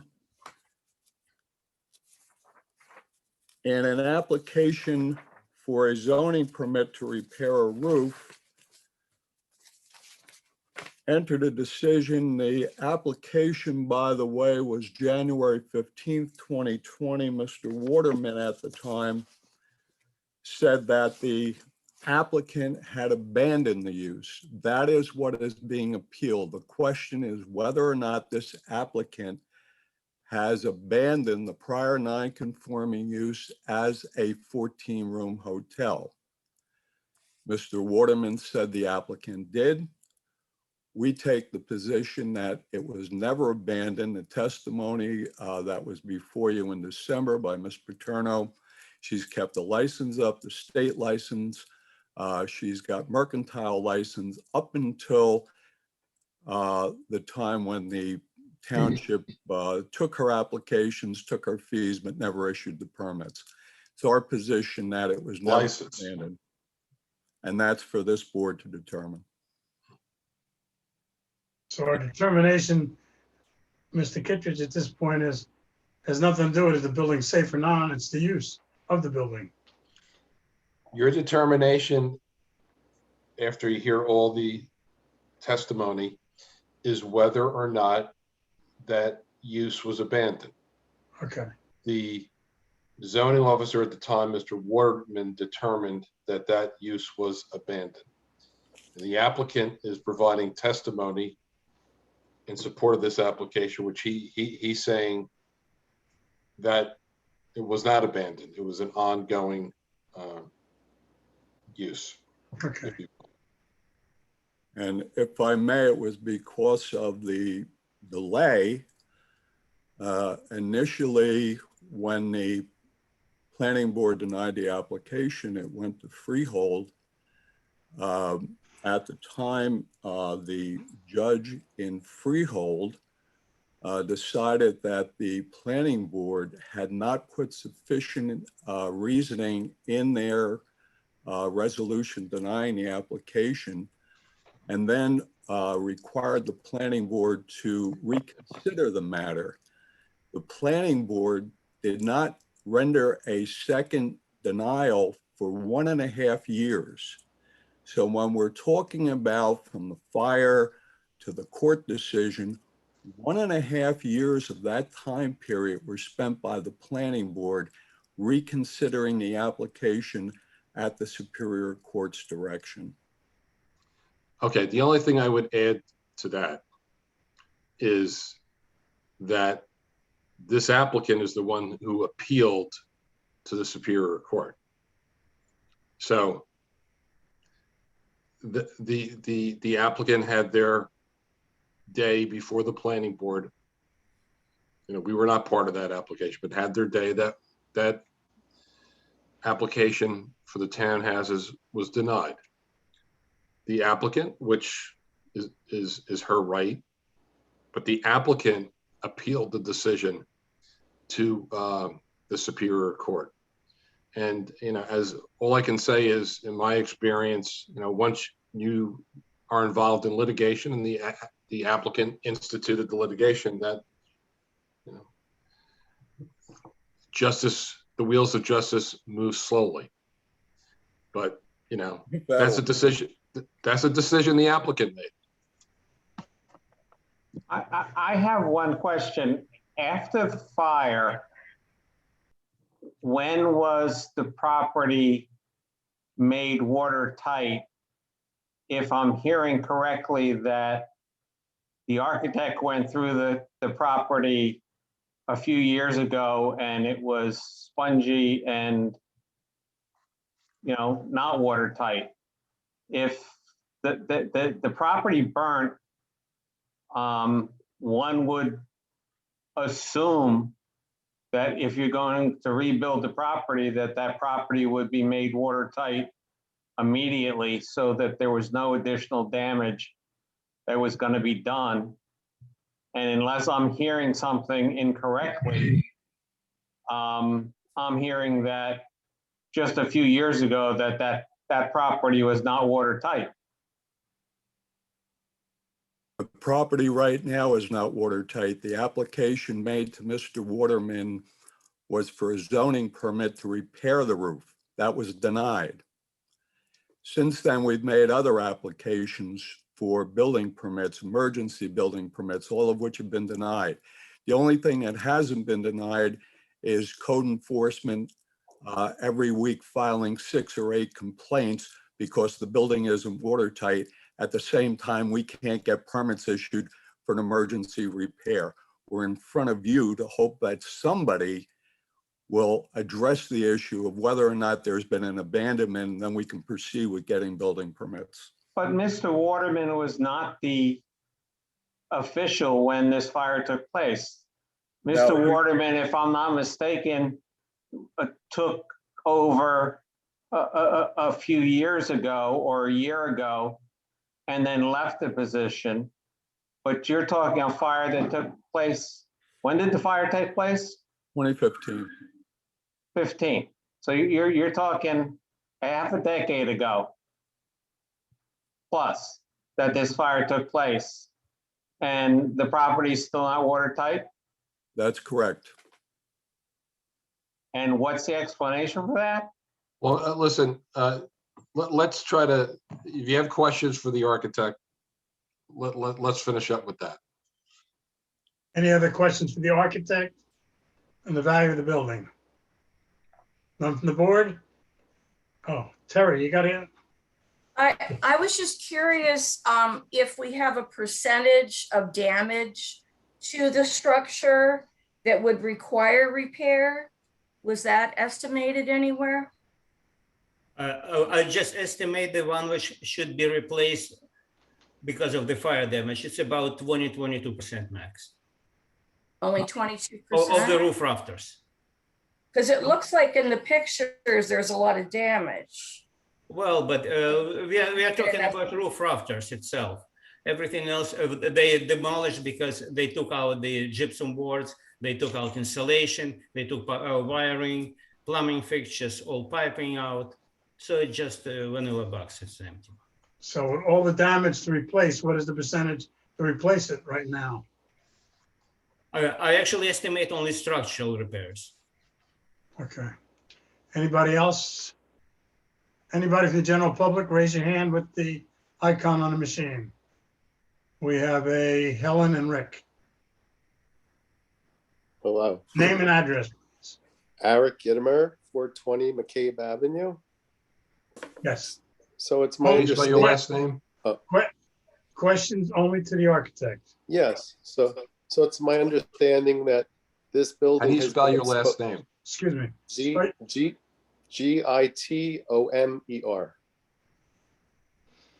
Thank Go you. ahead. So it's my understanding the building has been exposed to the weather elements for 6 years. I don't understand how the foundation can't suffer any damage. I can understand the roof rafters, but the foundation seems a little bit more critical to being subjected to that weather and getting the freeze-thaw cycles and being exposed for all those years. Strangely enough, when I examined, there is no signs of damage to the foundation walls, structure of the floors, nothing. That's the visible. Yeah, there's nothing visible. Right, but you don't know what's going on inside. You didn't do any Well, exploratory. Well, there is always telltale signs of the damage. The cracks on the foundation, the cracks on the concrete floors. There is nothing that actually will tell that there is a damage on uneven settlement of the building. But wouldn't you advise to tarp it at least to keep the weather out? Well, apparently, building department not allow us to do so. To tarp it? Nope. Okay. Okay. Thank you. I'm going to ask Mr. Mulcahy a question. Would the building department stop from tarping it? I don't believe so, but I'm not an employee of the building department. Okay. I work for zoning and code enforcement. Okay, thank you. Any other questions? Did somebody else? Mr. Cohen, please. Unmute, TJ. Thomas Cohen, 612 3rd Avenue. Mr. Kaczynski, I have a couple questions about this lumber. Is this rough sawn lumber that this century house is built from? I believe so. It's a full cut. Okay, so that really means it's unrated lumber, is it not? I have no idea because I'm not that old. Oh, okay. And could you tell me the on-center span between the floor joists? No, I can't. It's between 12 and 16 inches on center. It varies. But you're not sure? I wasn't measured because it wasn't purpose of my report. How do you calculate load if you don't know what the center on center span is? Easy. It's still standing for 100 years with the use of the hotel. which actually some mentioned it could be 200 pounds per square foot load. It's still stable. It's still not deflecting. It actually framed properly. It braced in half of the span. It done very nice. If you could actually take a look at the photos I took on the site, that actually represented. Sure. And then in terms of redoing this building, are you going to have to hurricane strap the whole building? Well, I assume so. If we actually remodel it, we have to. We have to comply with the new code regarding the fire rating, regarding the energy code compliance, everything. And on the first and second floor, what is the maximum unsupported span that you have on the first or second floor? I don't have to measure it because it wasn't purpose of my report. But the purpose of the report is actually extent of damage and structural stability. And the It spans, wasn't the purpose of my report. and the spans don't come into structural stability for unrated? No, it is not, because that is existing structure which actually stand alone for 100 years. Okay. We're just relying on the 100 years then, correct? Absolutely. Okay, thank you, sir. And may I just continue? The point is, if, and it says in my report, if we move in the partition, the span will change. And in this case, we have either a frame or reinforced existing structure. As long as the existing partition staying in place and the loading diagram will not change, that a structure safe for future use and stable. But you're sure that without knowing what the on-center span is between the floor beams? Absolutely. It's no more than 16. It varies again between 12 and 16, depending. But you're not sure. Location. You said at the beginning, you're not sure, didn't you? Well, I said it varies between 16 and 12. So Century homes aren't 20 or 24? Not all of them. Well, we don't know what this one is, do we? Yes, we do. Well, you said you didn't know. Yes, I do, between 16 and 12. Thank you, sir. You're welcome. Any other questions from the public? There was another hand raised. Guess they dropped it. Now, Harvey, I had a question. Wait a minute, just, we're at the public. And Okay. please, everybody, on the bottom of your hand, use where the chat is and it tells you to raise a hand. We have two up here. Jennifer Kane, please. Hi, I'm at 403 McCabe. I don't know if this is necessarily a structural issue, It's a question only to the architect. right, hi. Would the amount of rodents living there affect anything with the structure? Not at all. Okay. Because I know you also mentioned that in 2019 that the building was cleaned. And I could tell you that there's items of debris on the porch. And from what I recall, there still is a large hole in the roof. I could be wrong, but it looks like that when I walk by. So I do know that you mentioned that it was cleaned up, but I can't imagine what are still not coming into the property right now. My biggest concern, because I can't walk near the property because of the rodents that live there, and I have 2 dogs that are attracted to it, that doesn't currently affect the structure. Not at all. Okay. David, you still want? David, did you want to? Yeah, I just had a question, not necessarily for. State your name and address, please. Yeah. If it's not for the architect, we'll have another question period. Great. Okay, okay, that's fine. That's why I was sort of back and forth. I was just asking if there was going to be a second opinion on this. Well, we'll have many. Okay. Michael. So Mr. Kashansky, your testimony in your colloquy with Mr. Cohen was it's stable because it's been here so long. So that would mean, if we're going to use your logic, the length of time leads to stability. Would it then mean that, like, I could go to ancient Greece and jump up and down on some of those old structures that they keep people off of?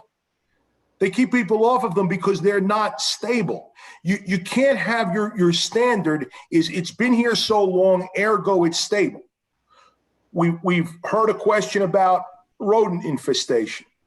We've heard a question about water.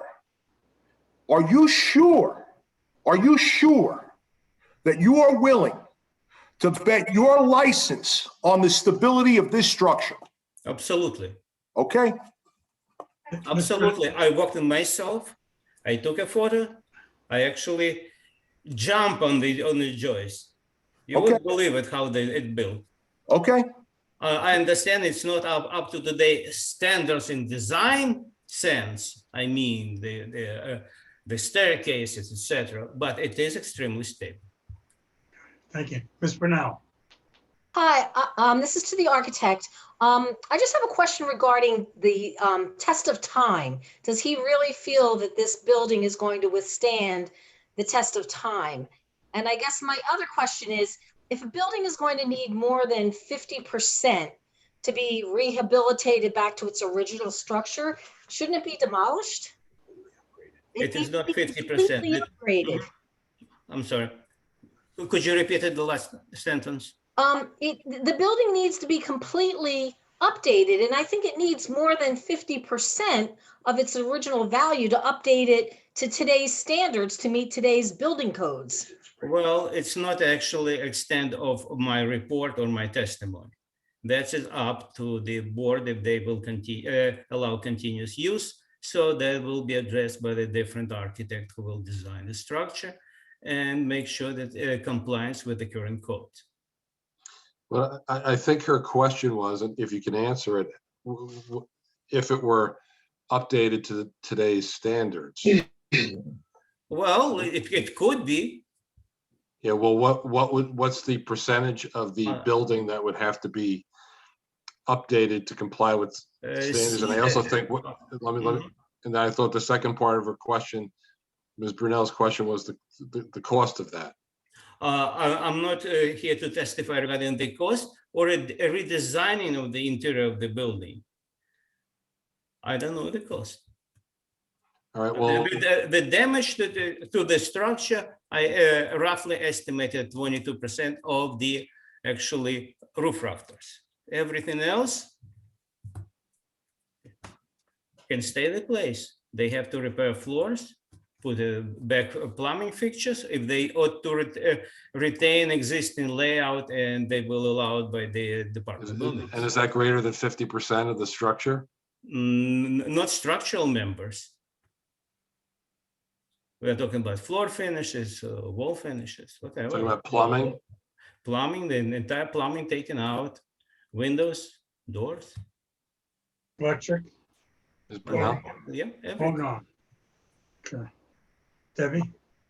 I guess my question is it 50% of the dwelling assessment, not just the rafter assessment, but the entire assessment of the structure? Deborah, it's not actually scope of my report. I'm not here to testify regarding the cost of the rebuilding or reconstruction of the building, just the level of damage and structural stability. But then I don't understand why you're there if you can't assess everything, if you're only assessing the rafters and we're talking about the entire structure. I assessed the structural stability of the structure, not the repair cost. I would just like to bring up the same thing that Mr. Cohen and Mr. Alfuso brought up about whether or not this property is structurally sound after being left open to the elements for such a period of time. And one of the neighbors also brought up about a foundation. I had to replace a house because of a foundation because of Sandy. I was only 70 years old, not 100 years old. So I have questions about the structural integrity of the house all the way around, or the hotel, or whatever this is being considered at this point in time. But being open to the elements since 2015, I can't see that it's done any good for the property or for the 100-year-old hand-hewn wood that's in there. That's That's just my thoughts. Well, in my professional opinion, with the proper maintenance and repairs, it could withstand another 100 years. But there's been no proper maintenance since 2015, since the fire. Well, If I understand correctly what everybody's been saying. well, it is stable now, but with the repairs and maintenance, it can stay another 100 years. I had a stable house that was 70 years old. And a year after Sandy, I had to take it down because of the foundation. Well, fortunately, foundation under that particular house is extremely stable. I don't know why. Ms. Terry. Can I just ask a question, Mr. Koshinsky? Yes. Did you look into the electrical stability of the structure? Because I understand there was an electrical fire as the cause of it. It wasn't actually scope of my report, but the time of the final inspection, there were no wiring in the building itself at all. Everything was gutted. No loose wires, you mean? No wiring. Okay. And how did the fire begin? I'm not a firefighter. Any other questions from general public? Mr. Hunley? Nothing further, thank you. Have any other witnesses? Well, I believe when we were in our meeting in December, which was the last time testimony took place before this evening, we had completed Ms. Paterno's direct examination. I believe she was being questioned by both board members and members of the public. I do not know whether or not that was completed. It wasn't completed. All right, then we would continue with Ms. Paterno for questioning by the board and members of the public. Ms. Paterno, could you, I know you got mute, could you put a light on or something behind you so we could see you? You're coming up black on the screen, like your room is dark.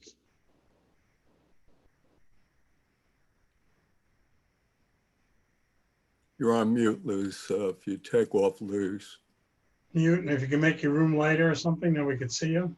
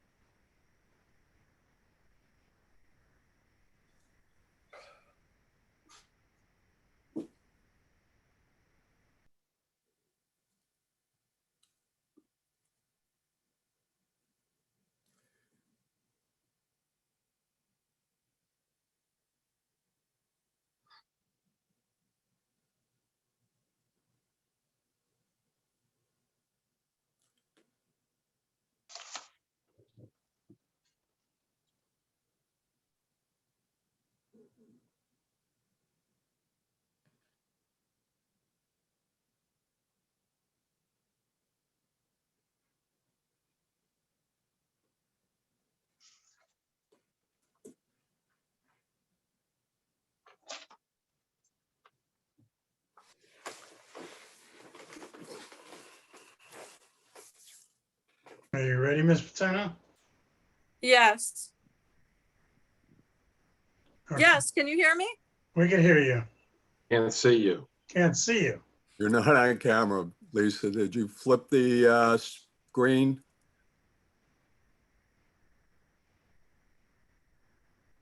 There you go. Yes, here I am. Put a light on, I mean, This is what I have to work with, okay? I'm on my iPhone. This is what I have. So you can Yeah, see but- me, you can hear me. I know that you're okay. wait, do you have a light on in your room you can put on? This is what I have. This is the only light I have here. Okay. Okay, who wants to start? I have some questions. To my, going back to the use of a hotel, but in Bradley Beach, we don't have a hotel variance anymore. They've been discontinued. I never lost my variance. I never gave up my hotel license. Yeah, but you Never. You abandoned your hotel. I never abandoned Wait. anything. Am I gonna ask the question? You're gonna direct? Ask the question, just, I'm asking a question. Please listen. when you went for a variance to change it into condos, at that point, you abandoned it because you want to do another project with it. No, I would have abandoned it if I was approved, but I didn't get approved, so I didn't abandon anything. I don't understand that. Thought if you went to change it, to me, that's Yes, and I abandonment. was not And- approved, so I didn't abandon the and- use. and it If took- I was approved for the new use, I would have abandoned the hotel license. And then what was the judge's, the planning board's reason for denial? I have no idea. You'd have to ask them. And what was the judge's answer that they not read? I have no idea as well. You'd have to ask her. But I do know this, that they had 30 days to, after I appealed, the Borough of Bradley Beach had 30 days to answer the judge's request, and they sat on it for a year and a half. So I just want They to, only had 30 days to answer the Yeah. judge's request, and the Borough of Bradley Beach sat on it for a year and a half. so, You know I what, just want- excuse me if I could, I was the engineer on the board for the planning board. I do not recall anybody waiting a year and a half to make a decision. We have testimony to that. Well, I don't know what testimony. No, you we don't have but- any, but, okay, so we're talking about a legal issue here. We don't have testimony relating that. We had, Mr. Hunley had stated that before. And I think that was his understanding, but we have an engineer here who was part of that planning board, our board secretary, who was the board secretary at the time. And it's my understanding that, yes, it did go back to the planning board. They had to redraft the resolution, but the gap in time was essentially awaiting the court's decision after that was done. Is that correct, Ms. Dickert? Is that your recollection as board Yes, secretary? we were handed down the decision from the Superior Court. We met all of the board members. Most of them were existing board members. We had to adopt a resolution defining the facts surrounding their reasons supporting the denial. That was entered back into the court, and it was my understanding that it was held up in the court because Mr. Steinberg, who was our attorney at the time, kept following up with Mr. Arbus, who was Ms. Petruno's attorney at the time. And they were waiting on the order from the judge. Okay. Mr. Rosenberg, any other questions of Ms. Petruno? I think that answered the question, didn't it? Do you have any other questions for? Not myself, anybody else?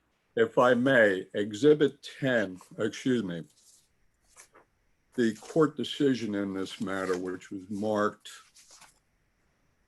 states that it was remanded to the Board of Adjustment, to the Planning Board, and that the Planning Board convened and on January 25th, 2018, adopted a resolution that included the findings, and the court sets forth the findings.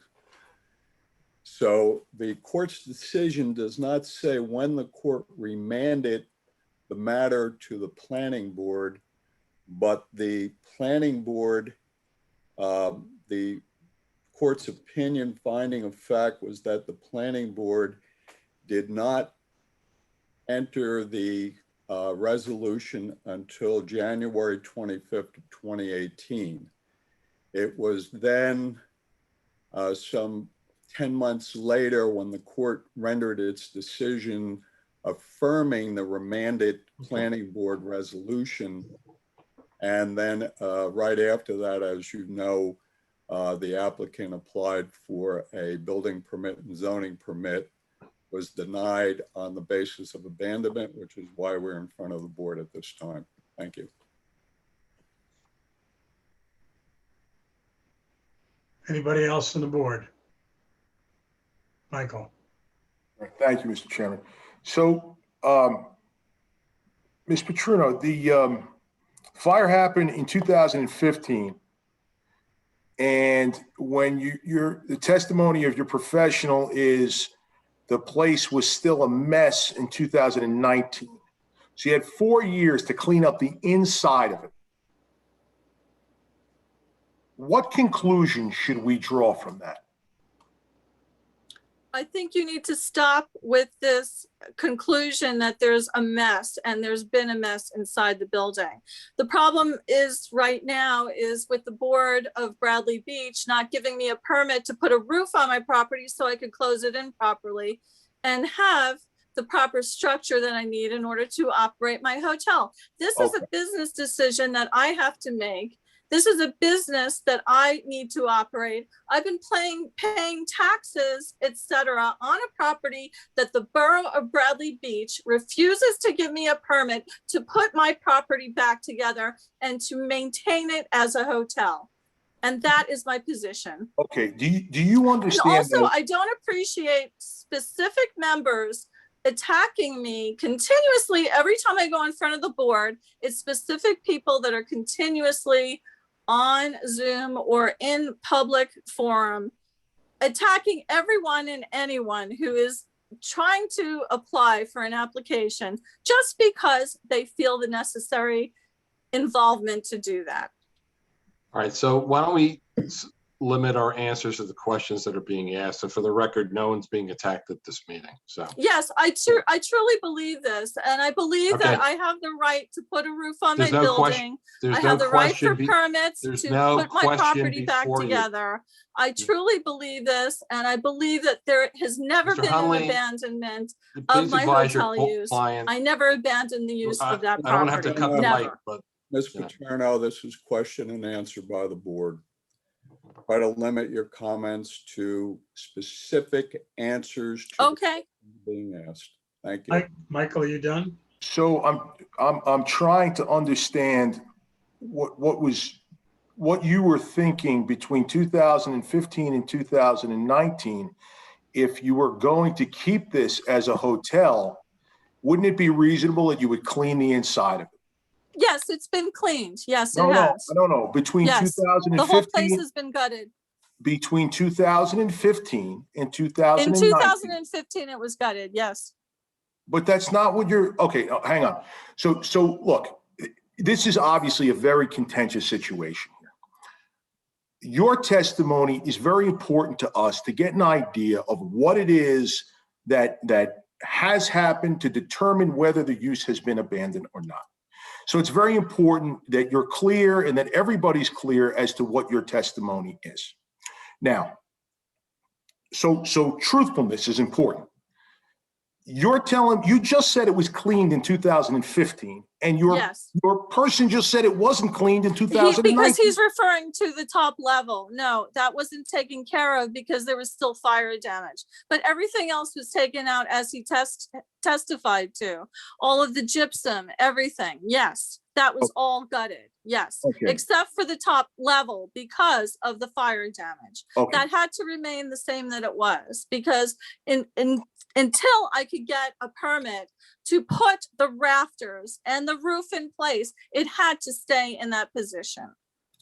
And you tried to put a tarp on. But everything else was gutted completely. Okay. And you tried to put a tarp on and you were denied by the building. Yes, that was done as well. And as we know, tarps only last a certain period of time. And then I was not granted the ability in order for roofers and framers to go up there to do anything.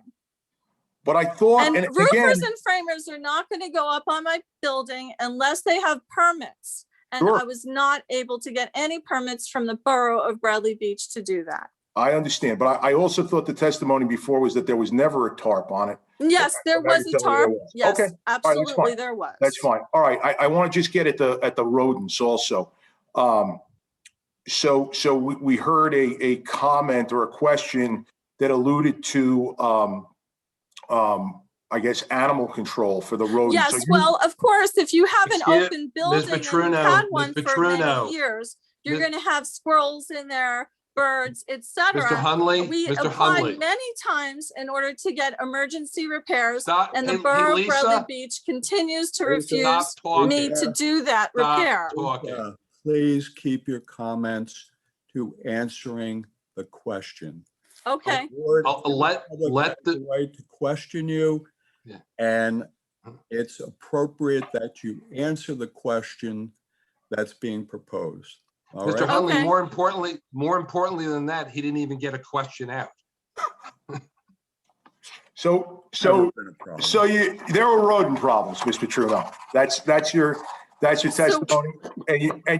Were you aware that I don't know, animal control or folks that deal with rodents came to your place?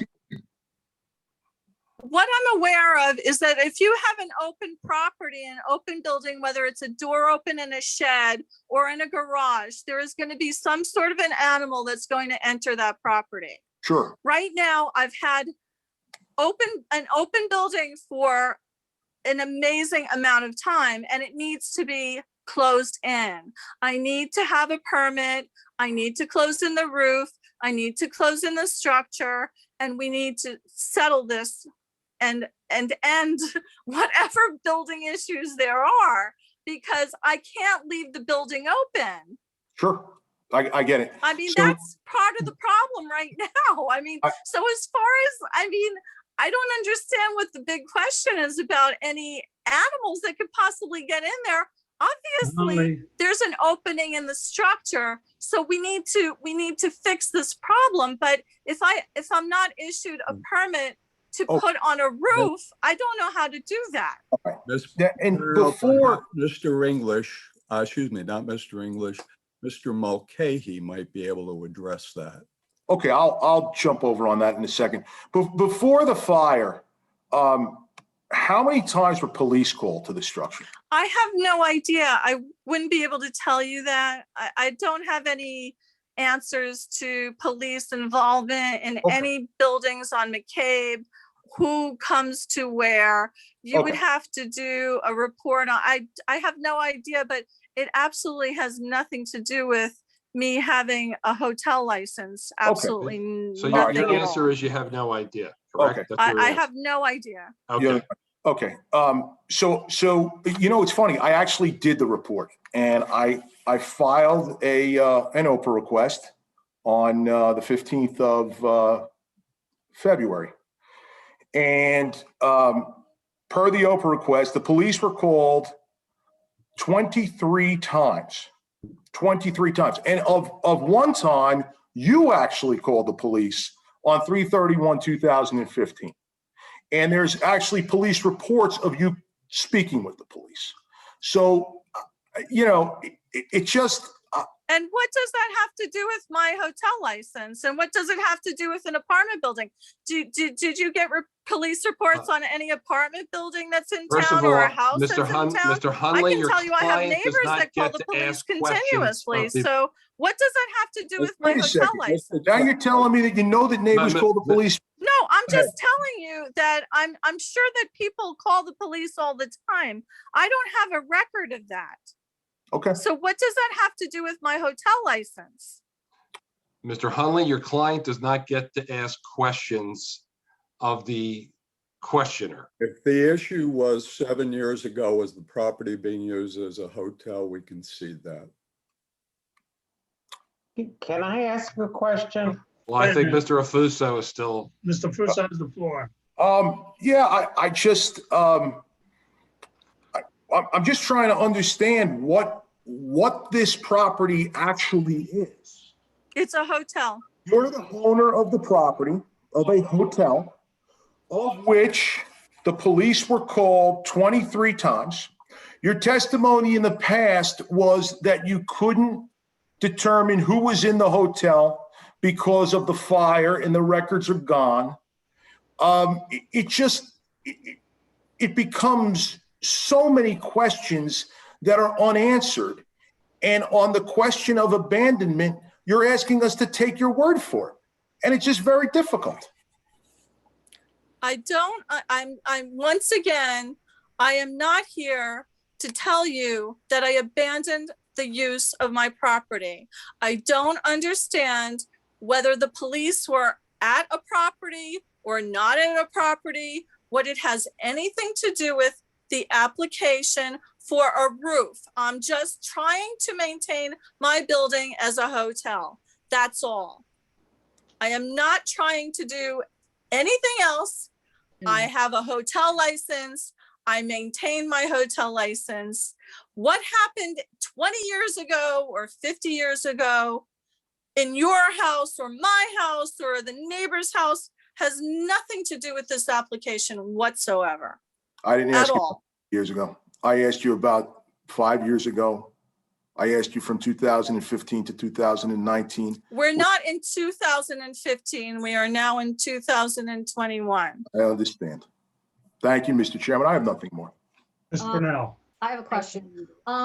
Ms. Paterno, when this fire happened in 2015 and you decided that you wanted to remediate the building, did you hire an architect to give you an idea of what it was going to cost and what was I going don't understand why you're so concerned and how much it's going to cost for me to repair my building.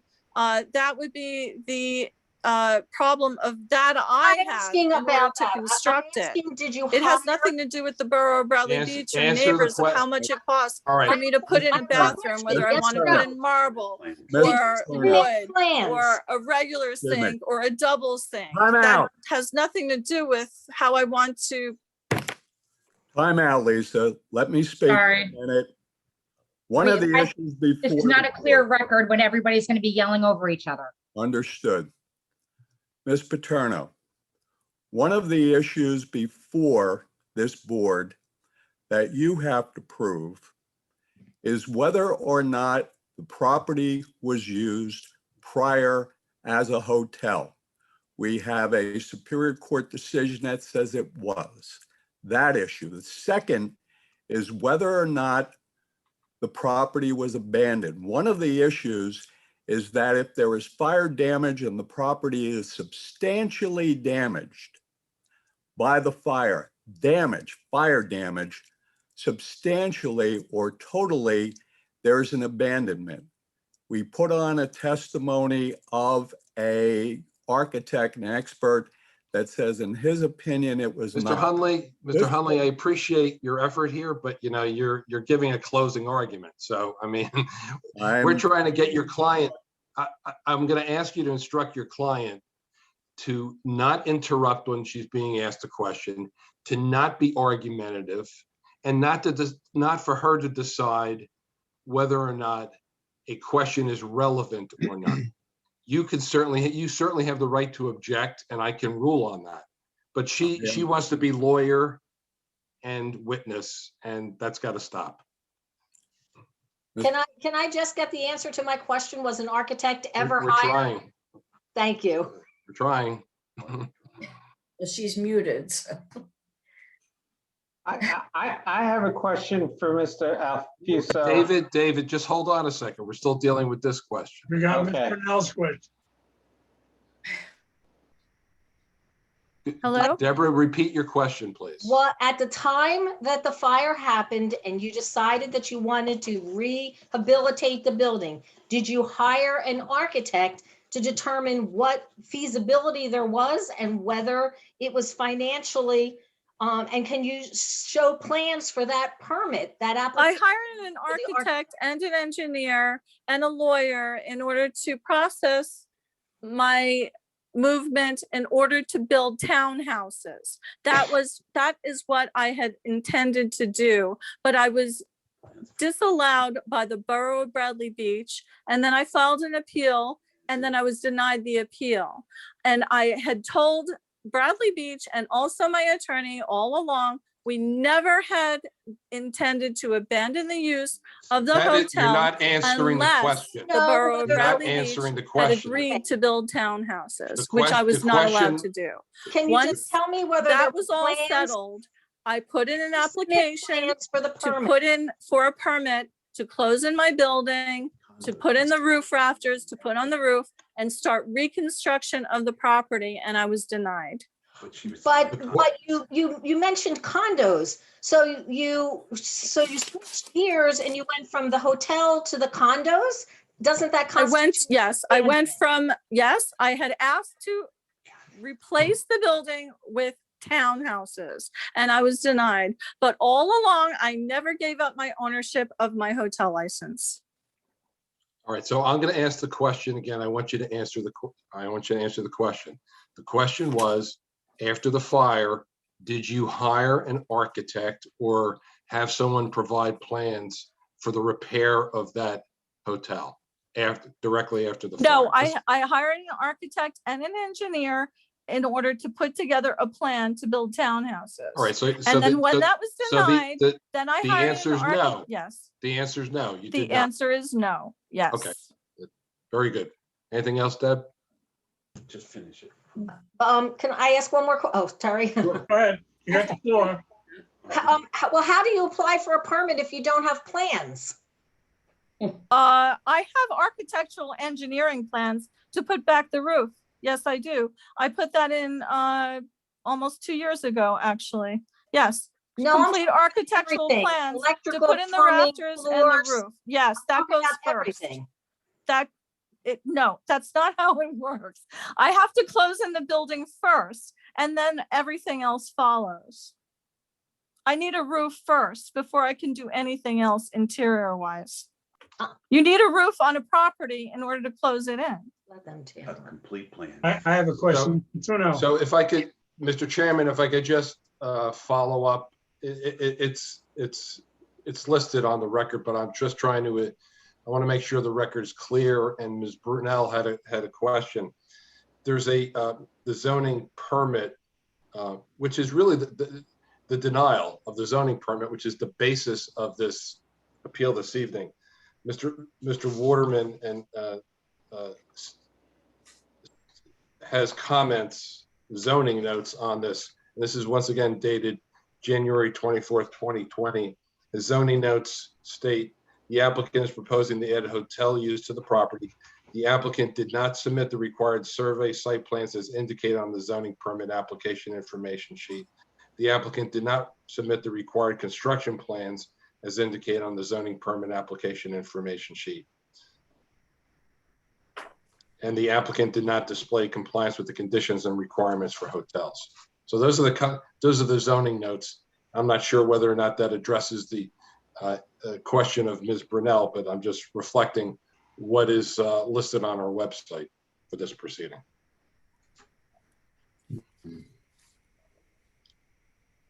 I have a question for Mr. Tuno. After a fire, you have an adjuster and their architects. Did they come up with a valid architectural problem of the building? And what was the survey and your settlement with insurance? Once again, as far as the insurance went, the building was gutted to the extent, except for the third That's not the floor, question. because I need, The because question I, was, yes. you had a fire adjuster or you adjusted it. At that point, what percentage and the value of the building did they give you the insurance money for it? I don't believe that has anything to do with my application. Absolutely nothing.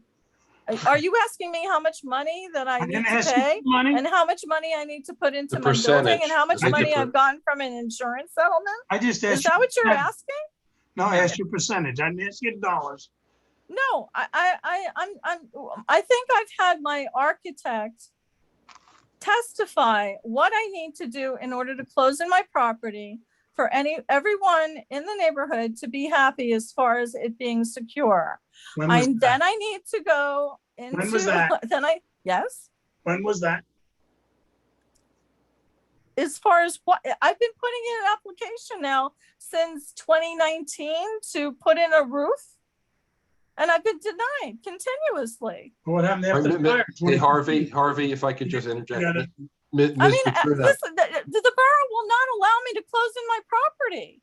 Ms. But Petrino, yes, the question was, you had a fire, yes, I had a fire. okay? And then you had you submitted a fire claim, correct? Yes, I did. Okay.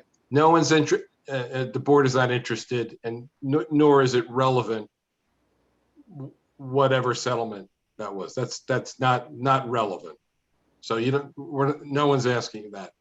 But the question is, with that adjustment, what percentage of the building did they determine was damaged? They only determined the roof, exactly what the architect said. That's what needed to be replaced, was the roof, which is the attic. That's what needed to be replaced.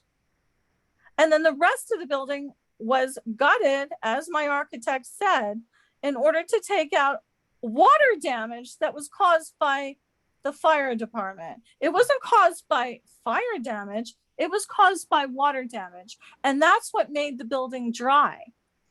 By taking out all of that, it made the building dry. If I would have left it in place, the building wouldn't have been dry. But I did what I was supposed to do. I did what I was told to do. And I've been doing what I've been told to do all along. I've been following rules, regulations. Okay, you've answered the question. Yes. You've answered the question. I've had a question. Terry. Thank you. In your court report, Ms. Petruno, I was looking at page 2 in that, and it states that the RT zone does not permit hotels. And it also states that you filed an application to demolish and remove the existing structure on the property at that time to construct the townhouse dwellings that you had gone before the planning board about. Is that correct? And once again, that was only if I was allowed to build townhouses. But the use was not going to be. Yes or no answer. The question, is it correct or not? I applied for townhouses, yes. Dave. I've got 2 questions. One, I guess, goes to Mr. Frieda. Is that zone for townhouses? No, but it's a pre-existing use. Oh, okay. That was just a quick question. The other question was for Mr. Alfusa, who did an Oprah on this situation. And I just want to clarify and understand what you had said and what the applicant had said. You had said that there were multiple calls, and there were multiple calls from the applicant. And No, there were multiple calls from people vis-a-vis 217 McCabe Avenue. okay, there were no no calls from the applicant. Well, and actually, there was discussions one. with the applicant, with the police on this. No, there was actually one that the applicant called the police saying people were going into the building. That was on 3/31. But there were some other, ones that I thought were interesting. On 12/18/2016 at 12:04, I guess it's 12:04 in the afternoon, the police were advised that the property owner was on the site with a key. Somebody was, there was an unknown alarm coming out of the house. So, clearly, there's some discrepancies of fact, in my opinion, between, or at least deficiencies of memory, in my opinion, between Ms. Petruno's testimony and the police documents. And, I could certainly share these with the group. That's what I'm trying to understand, because I'm hearing one side that I've never talked to the police, and then I hear an Oprah request that the applicant has spoken to the police. Correct. So I'm just trying to clarify in my mind that I heard what I heard. And what did you hear? Okay, I'm so just let's, curious. any other questions I for? need to clarify Any what other you guys questions? heard, There's because no I'm not question sure before what you. we're talking about here. I don't understand. Mr. In Mayor, 2016, there was a fire alarm that went off and we shut Huntley's it off. not answering questions. Mr. Chairman, So I don't understand what that has to Mr. do with Huntley, anything. please. I'm not quite sure. We're going to mute her. Mr. Mayor. I have a question. The night of the fire, were there paying guests at the hotel? Of course. Okay. So that was the last night it was used as a hotel? Yes. And we have remember the last testimonies, we talked about getting the register book? Yes, That's and I it. explained to you that it was burned in the fire. The fire was in the attic by the chimney. Yes, and that's where I had all my records. Yes. That's kind of interesting. All right. So that doesn't, so we don't have a register book, and was destroyed because register book was kept upstairs in the attic by the chimney. Okay. I'll take the word for it. My question goes back to Mr. Kitrick. Is there a standard as far as abandoning of use over time? What is there a reasonable time or a reasonable standard that people can apply if this property has been used a certain way for so long? Can it be deemed or inferred that it has been abandoned? So, Mr. Mayor, there's actual ordinance in the Borough of Bradley Beach. It's section 450-71, which says a non-conforming use shall be adjudged abandoned when there occurs a cessation of any such use or activity, and or the owner thereof commits any act indicating an intention to abandon such non-conforming use. Lack of intention is just lack of an actual lack of use, just through just being. I'll read it again just so we're clear. A non-conforming use shall be adjudged abandoned when there occurs a cessation of any such use or activity, and or the owner thereof commits any act indicating an intention to abandon such non-conforming use. So as I read that, the and or is significant in that it can be either, doesn't have to be both, as long as if it's one of those. Mr. Kitchen, to explain that, so when she went to the planning board for a condo and demolition permit, that's and/or that stops does that stop the use? Well, I read you the ordinance. Do you have any other, are there any other questions for Ms. Petruno? Because that's something that we'll talk about later. Yes. Any other questions on the board? Questions from the general public? On the bottom, use the chat screen and raise your hand. There's a blue hand in it. Mr. Cohen. Thomas J. Cohen, 612 Third Avenue. Ms. Petruno, do you have a state license under NJSA 55:13A-1, a green card? Are you an engineer or a reporter? Why are you asking me these specific you don't questions? get to ask him. You don't get to ask him a question. No, he because gets to ask you. TJ has been harassing me at every meeting I've ever had, and I want to know why. I don't understand this. Once again, you don't get to ask the question. But I think that I do have to deal with a certain amount of harassment by specific people continuously. It's not harassment. Yes, Mr. this Hunley, happens could you please, continuously at meetings. Mr. Hunley? Yes. Explain to her what's going on. Lisa, this is a hearing before a Board of Adjustment. Yes. The public was noticed. I and understand they that. have a right to ask questions. Yes. Well, there's specific people that are continuously, never mind. Understood. I'm not, okay. But we are here at a hearing. And this is a member of the public who has the right to ask you a question, and you will answer it to the best of your ability or under. Okay. Thank you. Mr. Cohen, please repeat your question. Sure, Ms. Petruno. Did you maintain your state license for a multiple dwelling under NJSA 55? Yes. And do you have a copy of that you could share with the board? Yes. Okay, great. And will that be forthcoming? As long as I can get an inspection on my building, you can have that inspection certificate. But until the roof is put on, I can't get the inspection certificate. Did you get a demolition permit to demolish? I don't need a demolition permit. I'm not demolishing my building. It's maintaining exactly the same way it is as a hotel.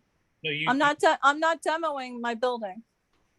You testified that you did interior demolition to get the moisture No, out. that means the drywall, the flooring, et cetera, et cetera. There is no demolition done.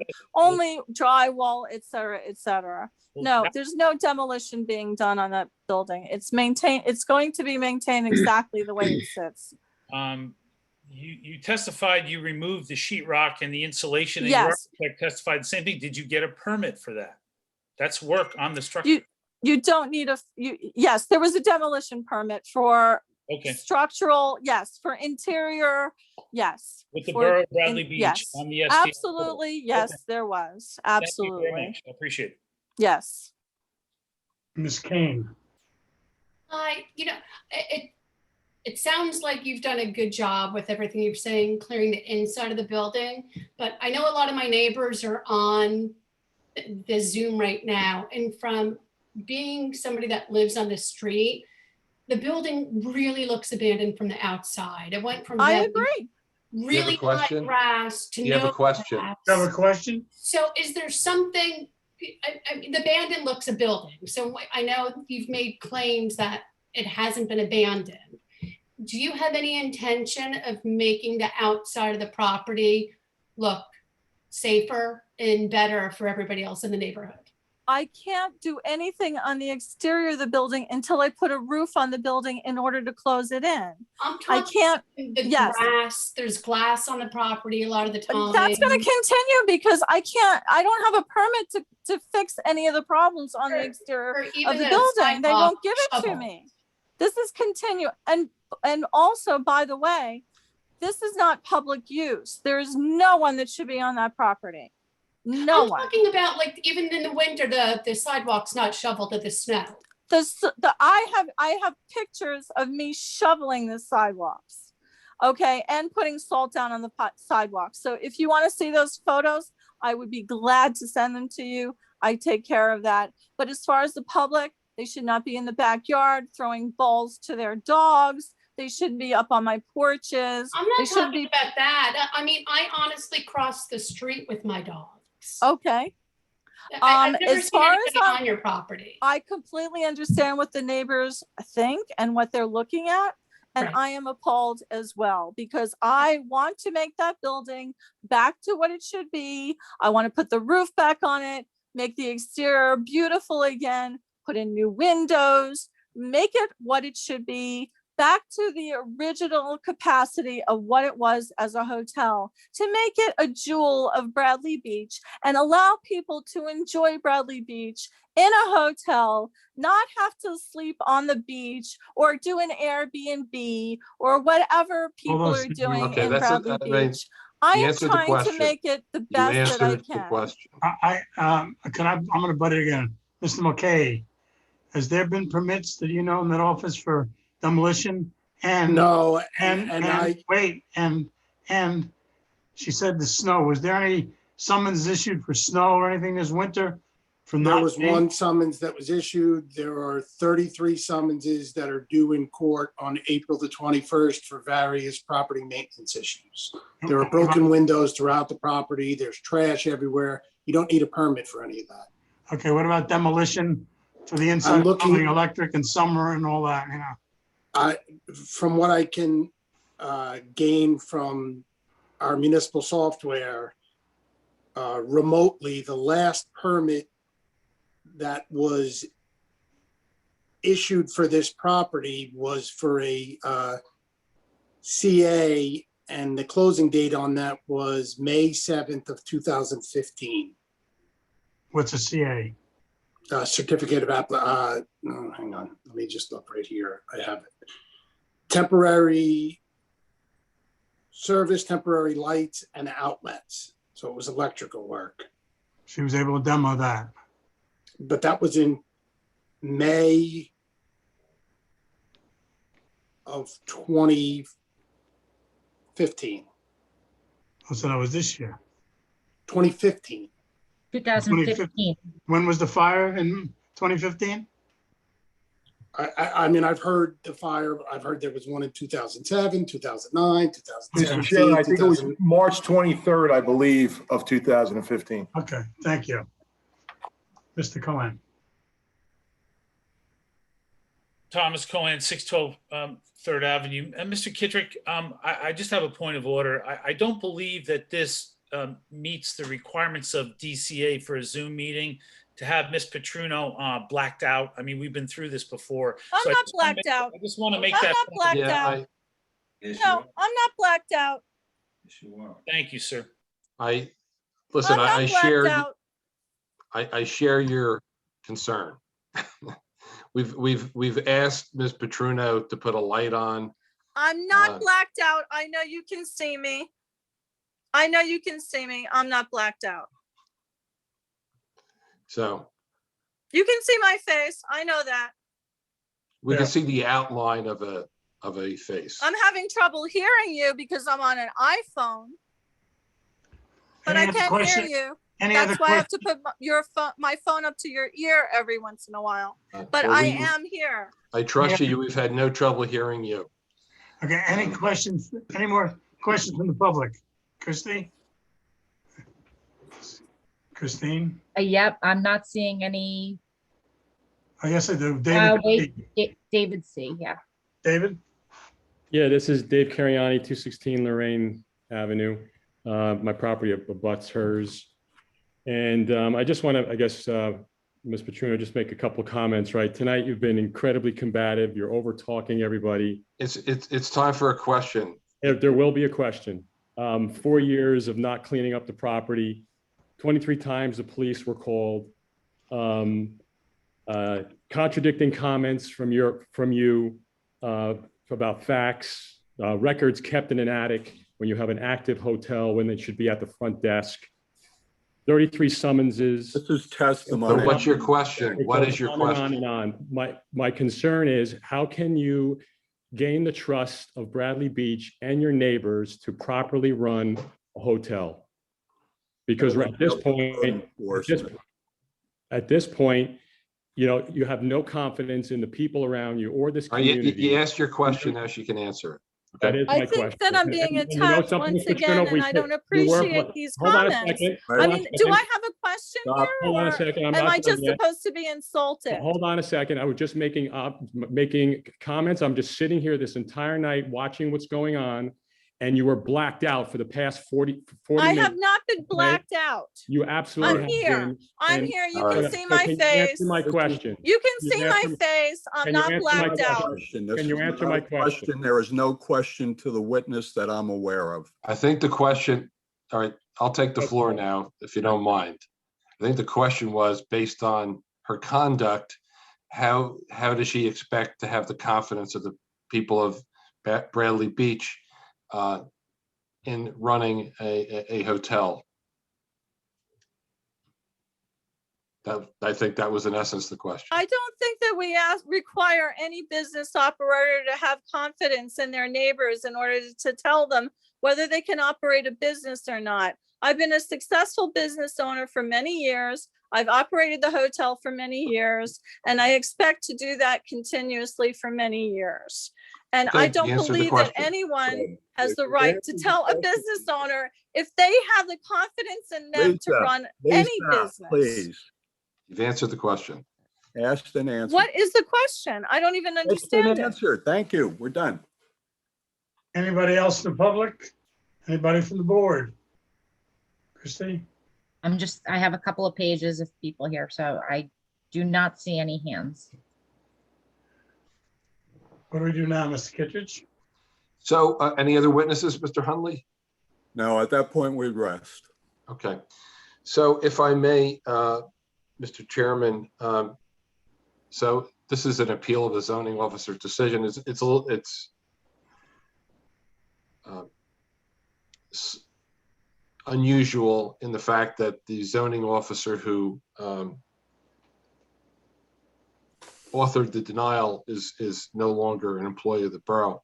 But we do have our planner available, Christine Bell. So if I may, Mr. Chairman, just review the ordinance once again that I think is applicable here, and address that with Ms. Bell, who's been sworn in. So once again, it's section 450-71 abandonment, and it's under Article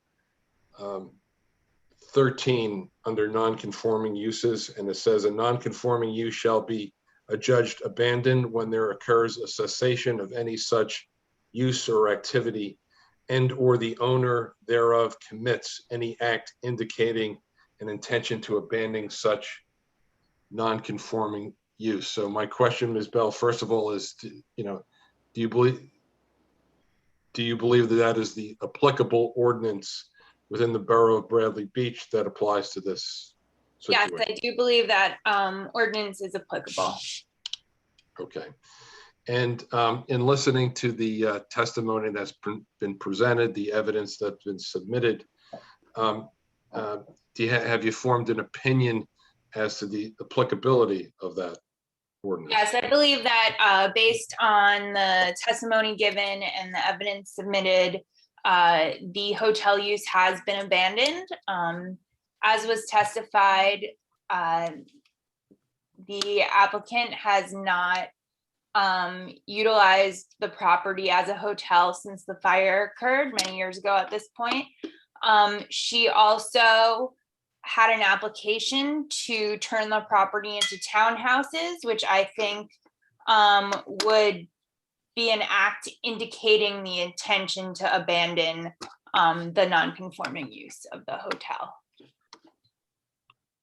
Thank you. No other questions. Mr. Hunley?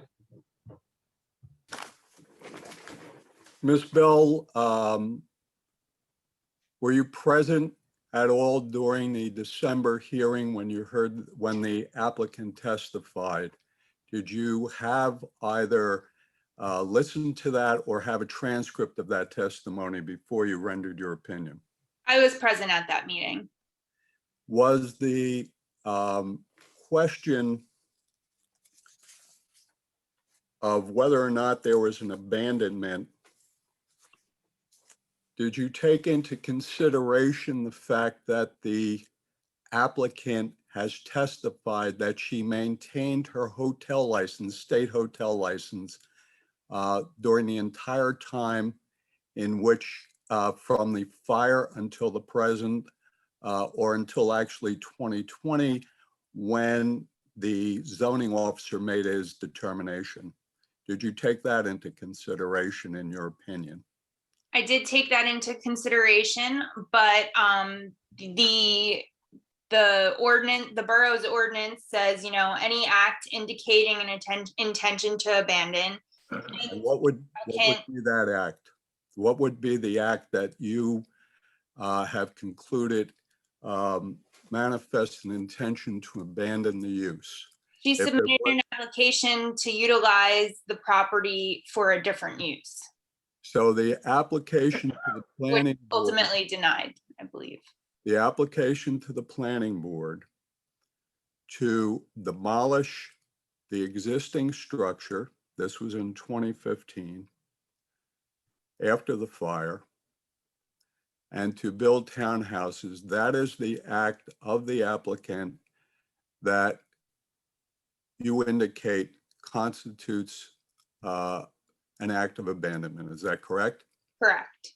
Is there any other act on the part of the applicant that you can point to in the testimony or exhibits that also would reinforce your opinion that the applicant has taken an act that constitutes abandonment? While she has maintained her license, or until 2020 maintained her license for a hotel, she has not, since the fire, she has not utilized the property as a hotel.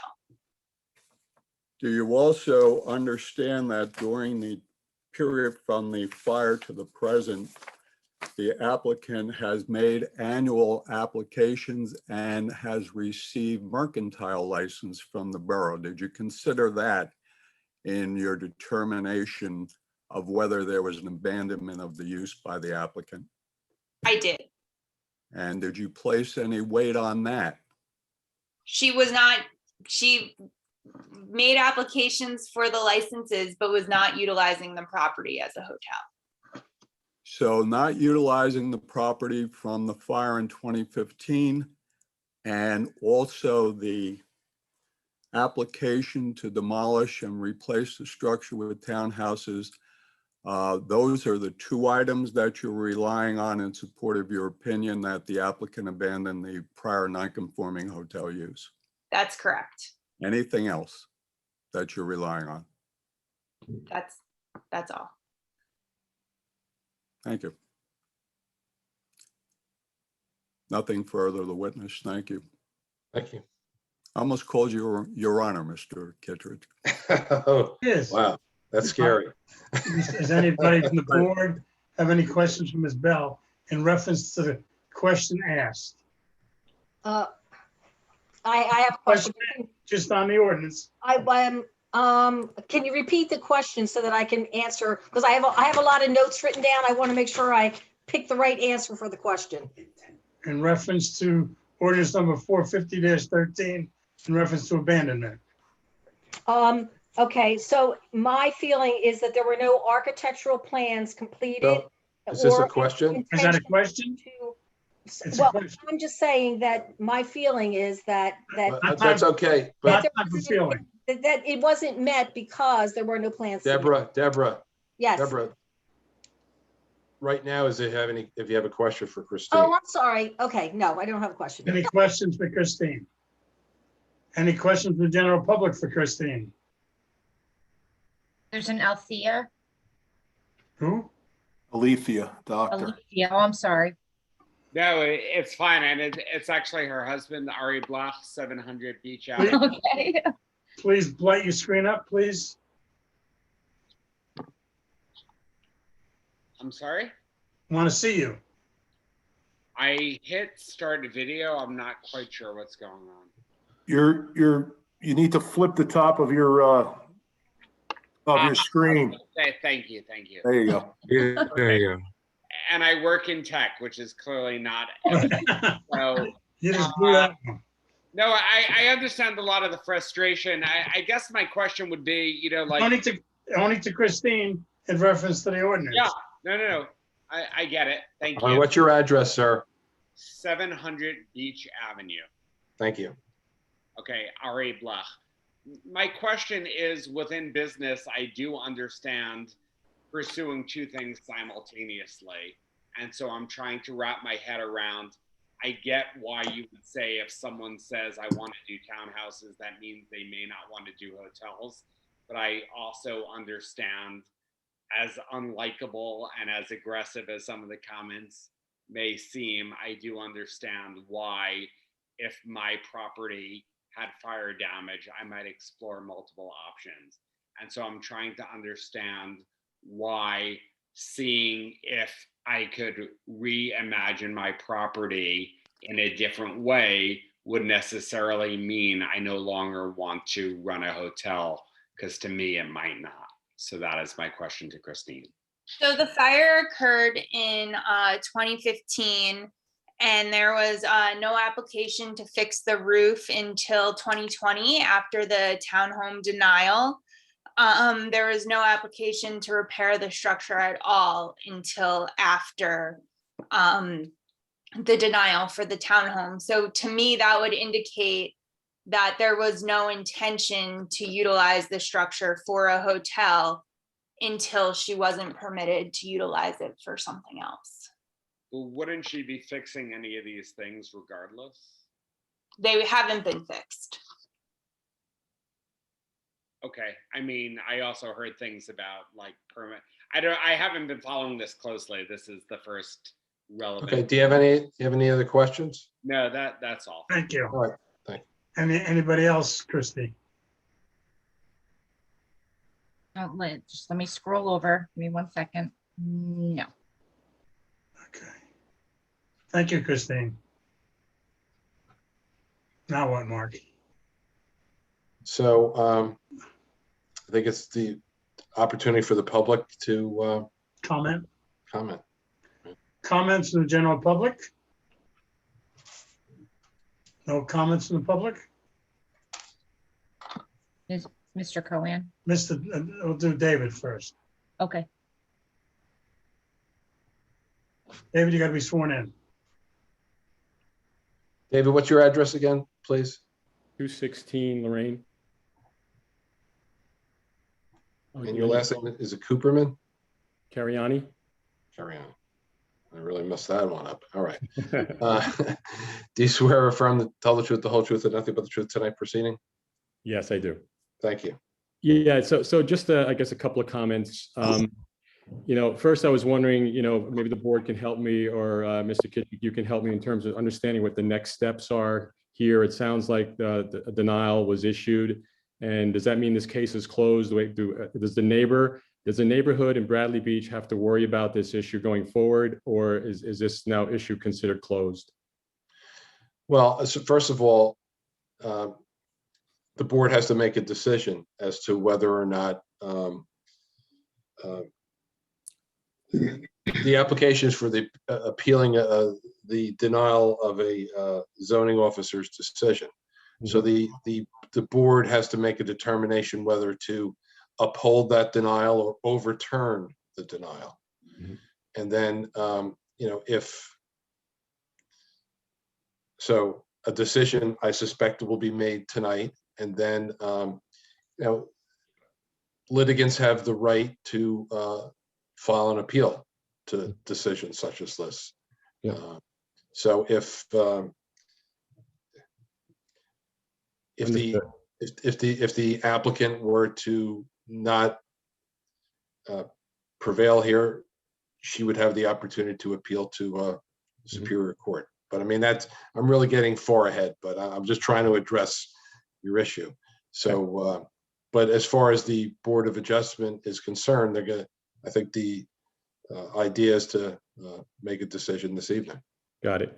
And I guess just some general comments, based on what I've heard I've been on all these calls about this particular topic, and I've been concerned, as many other Bradley Beach neighbors and the general community is around this particular topic.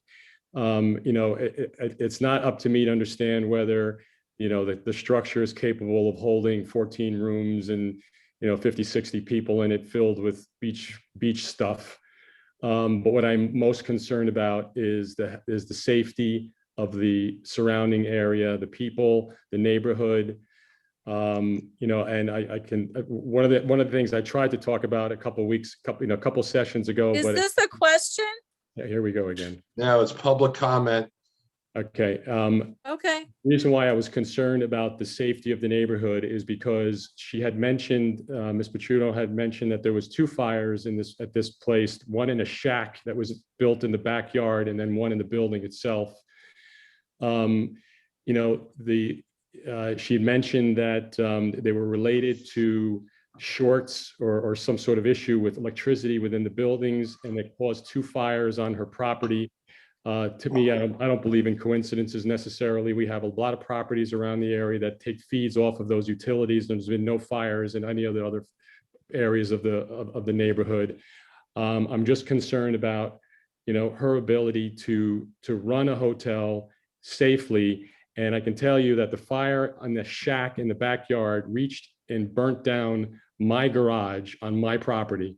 So concerned about the safety of the neighborhood in general, and the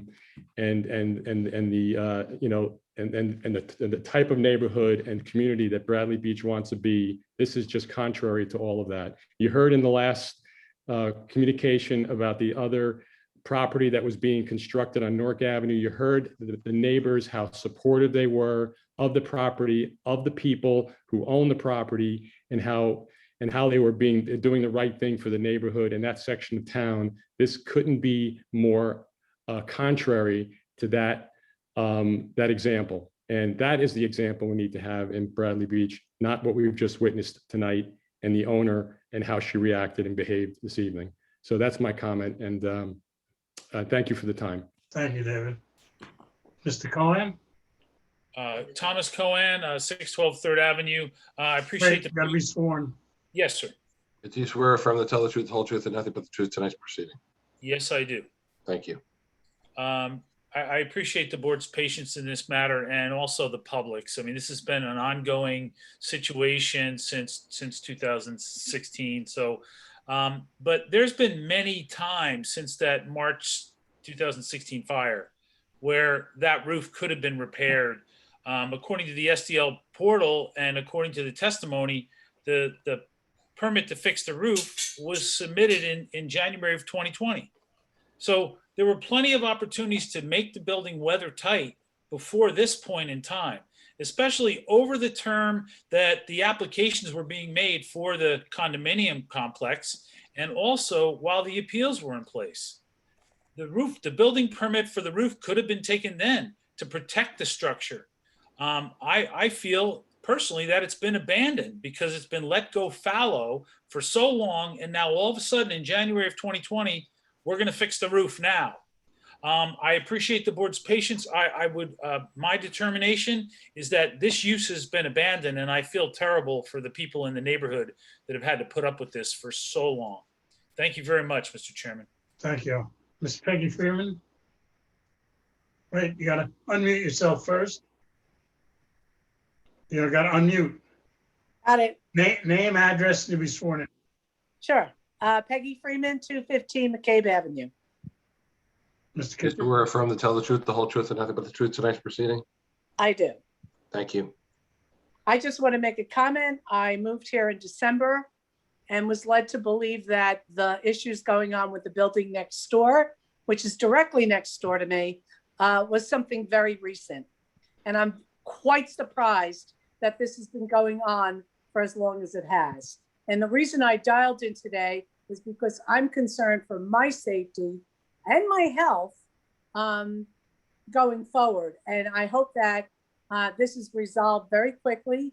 I do appreciate the board and everything that you're doing. I love this town, even though I'm a new member, and I just have confidence that you guys will do the right thing. Thank you. Thank you. Any comments in the public yet, Christie? I have one comment for. Wait a minute, David, from the public. Oh, I don't know how to get your attention, but I'd like to make a comment. Yes, Mr. Joel. You got to give your Joel, name, yes, your name, sir. address, and be sworn in. Yes, sir. Joel McClackey, 320 McCabe Avenue. Do you swear affirm to tell the truth, the whole truth, and nothing but the truth tonight's proceeding? I do. Thank you. Just a brief comment. I know this has a long tortured history. I believe the issue before the board today is a very simple one, and that's whether the action of the zoning officer was arbitrary and capricious when he determined that the structure was abandoned as a hotel. There's nothing I've heard tonight that would lead us to believe that his actions were not appropriate. I know there's frustration with most of the people who've spoken here today based upon the building's condition and eyesore. But I also don't think that making an application for converting the building to a condominium is a mutually exclusive relief to take in the necessary steps to repair the roof to make it habitable and safe and structure and protect the structural integrity of the unit. There's no reason why a permit couldn't have been taken in 2015 or 2016 post-fire to fix that roof and fix some of the fire damage to the external building, which would give more of an indication to the board that there was an intent to maintain the property as a hotel. But the actions that were taken, which were none, would lead us to believe that it was abandoned, and that's how the board should rule.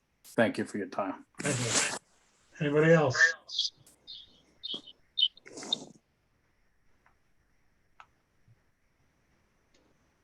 Any now comments from the board? Is that way up to Mr. Kitchens? Well, it's up to you, Mr. Chairman. I think, I don't know if Mr. Hunley wants to make a closing statement. First. Mr. Hunley, you want to sum up first? Yes, thank you. So I said the matter before the board is a simple one. whether following the fire in March of 2015, whether the prior non-conforming use of this property as a 14-room hotel was abandoned by the applicant. That is the matter before you. The applicant has the burden of proving two items. One is that there was a prior non-conforming use. As I pointed out, the court's decision that was rendered in October of 2019 clearly indicates it was used as a 14-room hotel prior to the fire. I don't think that's contested. The second is abandonment. The abandonment occurs when there is either an act or an intent to abandon, and there was never an intent to abandon. There was a fire. As I think one of the members in the public said, you can have a dual purpose. You can maintain the license, state license as a hotel. You can continue to get the mercantile license. You can continue to press an application to change the use from the prior non-conforming hotel to townhouses. When that's denied, you can then take up the prior non-conforming use. Contrary to the opinion of your planner, who I respect, I've dealt, I believe, with Ms. Bell on several other occasions and other matters, but in this matter, there was never any intent to abandon the hotel use. The applicant has been cleared, and the applicant's application and continue maintaining mercantile licenses and the state license are clear evidence of no intent to abandon. The application to put in townhouses was an alternative application. When that was denied, then immediately an application was made to repair the roof and continue the use.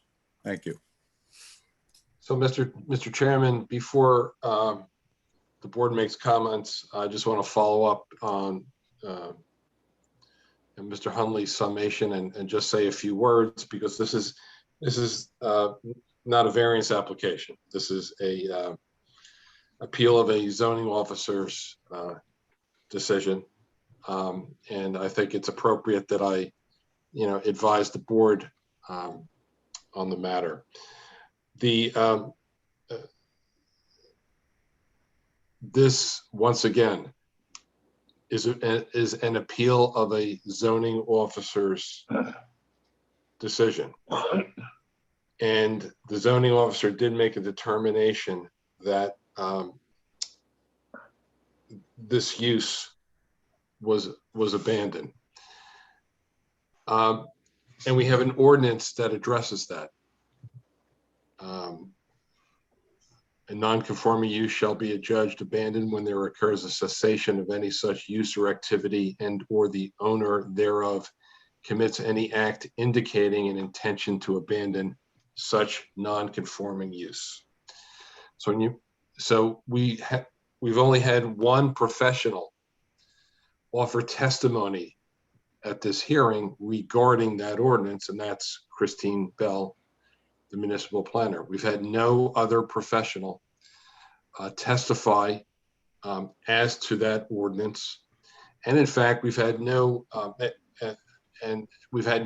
professional speak to the abandonment issue. We had, the applicant presented the testimony of the architect, who's qualified as an expert in architecture. But he didn't address the abandonment issue. He addressed the validity of the structural integrity of the building, but he didn't testify as to the abandonment issue. So as far as professional testimony is concerned, Ms. Bell's opinion is uncontroverted. So you weigh that. You also have to weigh the testimony of all the witnesses and the veracity of the testimony of the witnesses. And you have to, you heard testimony from the applicant, you've heard testimony from Ms. Bell, and also from the architect presented by the plaintiff, and you get to judge, that's part of your charge, to judge the veracity of the testimony that was presented. And also there were comments from the public regarding not only the condition of the property, but also pointing out that no permits for the roof were requested until 2020. So I understand Mr. Hunley's argument, but it does beg the question that why can't you apply, while you're applying for the townhouse application, why can't you make the necessary repairs to the building that was existed at that time, the hotel? They don't appear to be mutually exclusive concepts. And it was the opinion of the planner that that application indicated for the application of the townhouse before the planning board indicated an intention to abandon the non-conforming use. So I leave it to the board to make their decision based on the arguments that have been made and the testimony that's been presented. I've got two questions, Mr. Kittredge. Do we make a motion or do we discuss first? You can certainly discuss first. We could have an opinion first and then go through and make a motion. Yeah, absolutely. I think we should do that so everybody got their theory and thing on the table, so everything's on record. Am I correct? Right, and I think that's fine. And I tried to lay out what I thought the issues were. Okay. Mr. Fuso? Mr. Kittredge, can you, the issue was raised from a member of the public about the standard of review, since we're being asked to overrule zoning official. Is the standard of review the arbitrary and capricious standard, or it's a general? No, not for the zoning officer. Okay. So okay. If there was a review of a board, whether it's this board, planning board, whatever, and it's taken to Superior Court, that's the review of the board. It's not that, so that's not the review of the. Okay. Thank you. Yeah. Thank you. That's not the standard, I should say. I think we should do it in the way we call the roll, so everybody has something to say. This way nobody gets left out. Christie, Okay. please. Sure. I want to start with Ms. Rosenberg. There's only comments. Terry. I feel that the building does look abandoned when you walk by. I have seen it. I don't feel that we've gotten a very good picture from the applicant about the timeline. It seems like it was left not fixed for several years. And I agree with Mrs. Bell about the fact that nothing was really accomplished for several years. And then when we didn't get the one thing that she wanted, the townhouse, then she decided to go and do the repairs. So you wonder, you know, it just seems like it hasn't been taken care of. So that's my opinion on it. Thank you. Who's next? Ms. Brunel. Okay, so my feeling is the crux of the argument for Ms. Paterno is that she never intended to abandon. But I also don't believe there was any intent indicated to replace or continue the use either. So I think that she may not have planned to abandon it, but then there was no intent indicated to replace or repair or fix. There was no architectural plans in the 5-year span. So I think that maybe she didn't plan to abandon it, but she certainly didn't do anything to put the process in gear to get things going. So I think with just the fact that there were no plans, there's been nothing submitted to say, this is the hotel I'm going to build. There was no intent. Thanks. Mr. Wade? Well, I feel Ms. Paterno abandoned the hotel license when she decided to put the townhouses in. And when she was denied the townhouses, she could have readjusted her plans for those townhouses. And then she decided to go back to the hotel, but she did originally abandon that hotel. And I think that's how I feel. Mr. Fuso? Thank you. So first, the way that I think the best way to analyze it is first to look at the professionals. We have testimony from Ms. Bell, and we rely on her testimony. And she has incredible credibility in front of this board. Her testimony is that the use has been abandoned.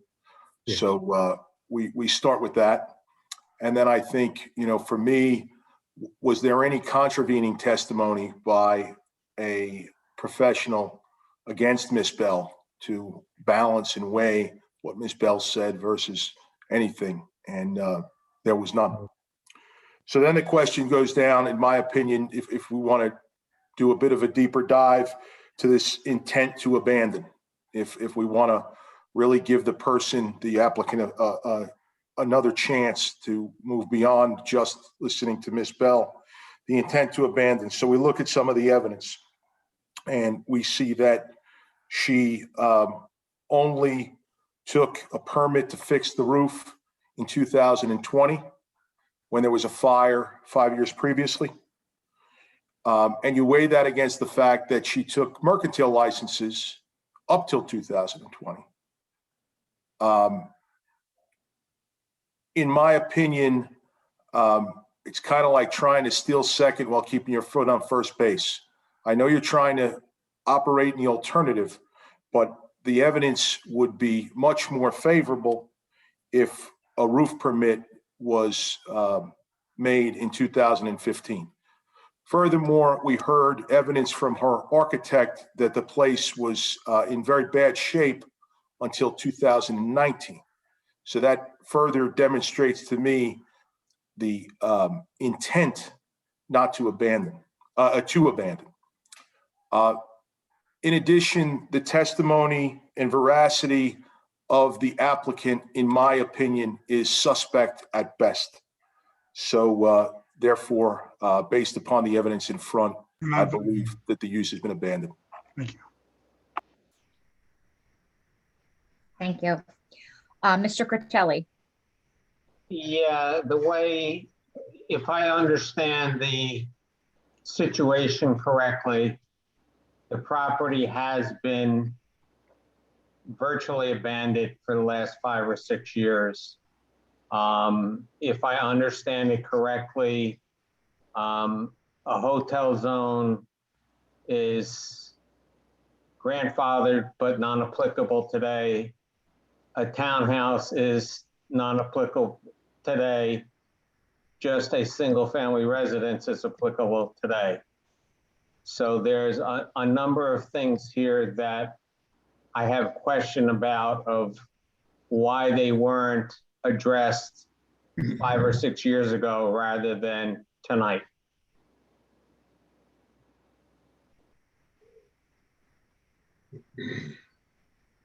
Ms. Saracen? Yeah, I mean, for over 6 years, for over 6 years, the property has been void of even the most basic maintenance and to avoid further deterioration. I mean, there's been nothing touched. And the condition has invited substantial health concerns to not only the neighbors, but this community. I understand that Ms. Paterno feels that because she has been sending checks to Bradley Beach and they've been cashing them, that this warrants an active license, which I think is worth discussion. I don't feel that the time frame that she's allowed for the existence of the property and the condition it is allows for her to continue using the property as a hotel. I would say that it would be abandoned. Mr. Mayor,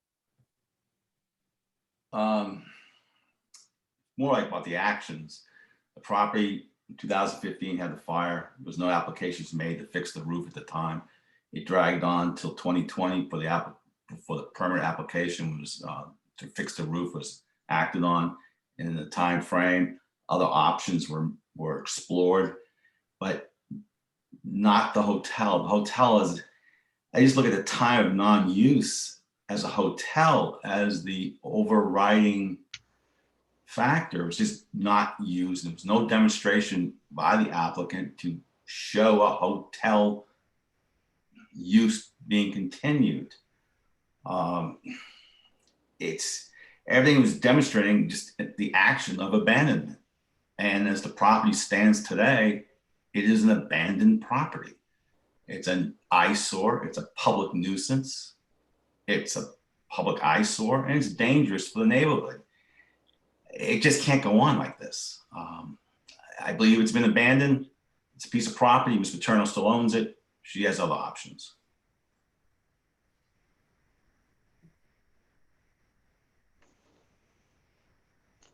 I'm sorry, Mr. Mayor, you're finished? Yes, I am.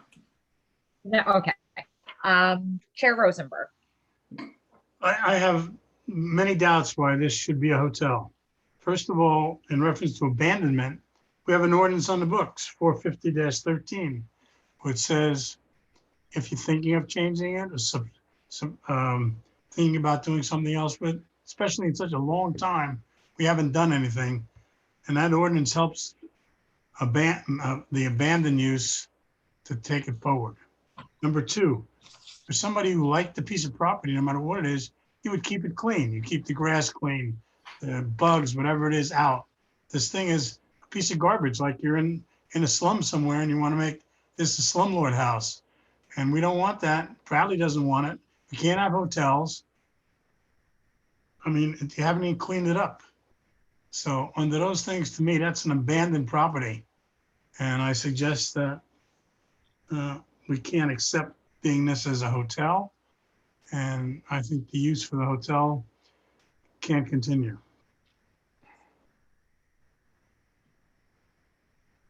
Now do we make a motion, Mr. Kittredge?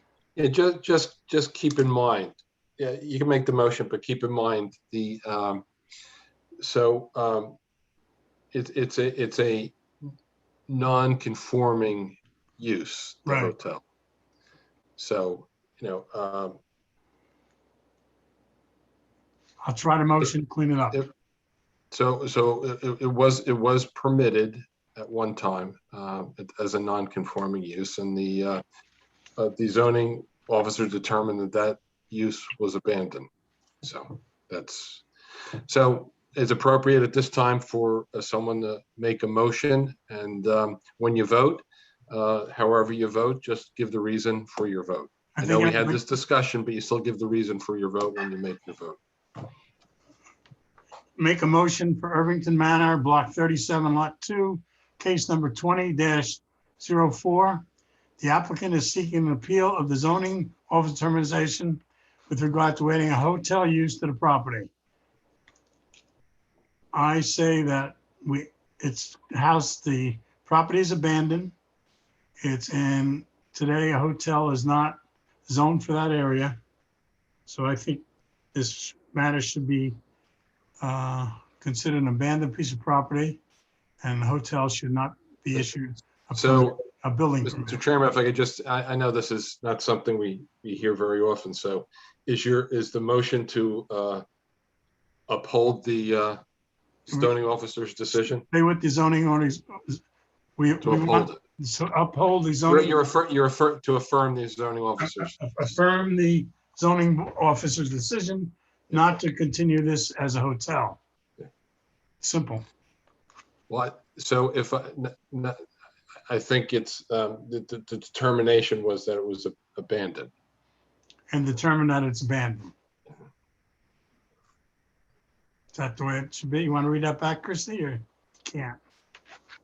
No, I have that you believe it was abandoned, that it's an abandoned hotel, and that you're affirming the zoning officer's decision that the use has been abandoned. Correct. Is that okay, Mr. Kittredge? Yes. That's good. If I That's- may, Mr. Kittredge, perhaps so there's perfect clarity that the motion would be that the prior non-conforming use of the property as a hotel has been abandoned. That's what the zoning officer determined. And the motion would be to confirm the zoning officer's determination. If I may. Yeah, well, I think we said affirming the zoning officers. As an old Board of Adjustment attorney, I get in the habit of clarifying motions, and I apologize. I hope I felt not heard. That's all right. So I leave it the way Mr. Kittredge set it up. Yeah. So I think we're I think the motion is to affirm the zoning officers' decision. Second? I'll second it. I'll second it. Okay, thank you, Ray. Ms. Brunel? You're muted. Deb, you're muted. Sorry. Yes, and I think its use as a hotel was abandoned, and I affirm the zoning officer's determination that it should be demolished. Mr. Wade? I vote yes. I affirm the zoning officer's determination that the hotel was abandoned. Mr. Afuso? I vote yes, based upon the testimony of Ms. Bell and the question of the intent to abandon based upon the evidence presented of the fact that the roof was not repaired after the fire and was only the application was only made to repair the roof in 2020, 5 years after the fire occurred. Mr. Critelli? Yes, I affirm that it was abandoned, that if it was going to be reused, it would have been done in a reasonable time frame, not 5 or 6 years down the road. So I agree with the zoning officer that it's an abandoned use, and I also agree that the property should probably be taken down because it's probably a structural hazard to the neighbors in the neighborhood. Thank you. Ms. Saracine? I agree with the permit officer that this property should be deemed abandoned. I think that there's blatant neglect has gone on for 6 years without any real promise of change. And Mr. Mayor? I also vote yes, just based on our town's ordinances, was it 450-13? The non-action taken, in my opinion, constitutes abandonment of the use. And it's been too long, and it's time for resolution. Thank you. And Chair Rosenberg? I also agree with the zoning board's decision to deny use of the hotel at 217 McCabe. Okay, the decision of the zoning officer is affirmed. So as such, the application is denied by the applicant. May I ask a question? Your procedure would be to draft a written resolution which would be voted on at your next meeting. Is that the procedure that I can anticipate? That is our typical procedure. Thank you, sir. And I will be checking with Christie to make sure that everything is in order regarding escrow before that resolution is drafted by me. Very good. Thank you. All right. Thank you. Any other questions from anybody? Otherwise, I make a motion. We adjourn until next month. Yes, our next meeting, we may be having a special meeting on May 18th. I should have an answer for you either tomorrow or Monday. But otherwise, if we don't have that meeting, our next meeting is May 20th. Thank you. Everybody have a good month. Very good. Take care. Have a good evening. you. Be healthy, be Good night. safe. Good night. Have a good evening. Be safe. Good night.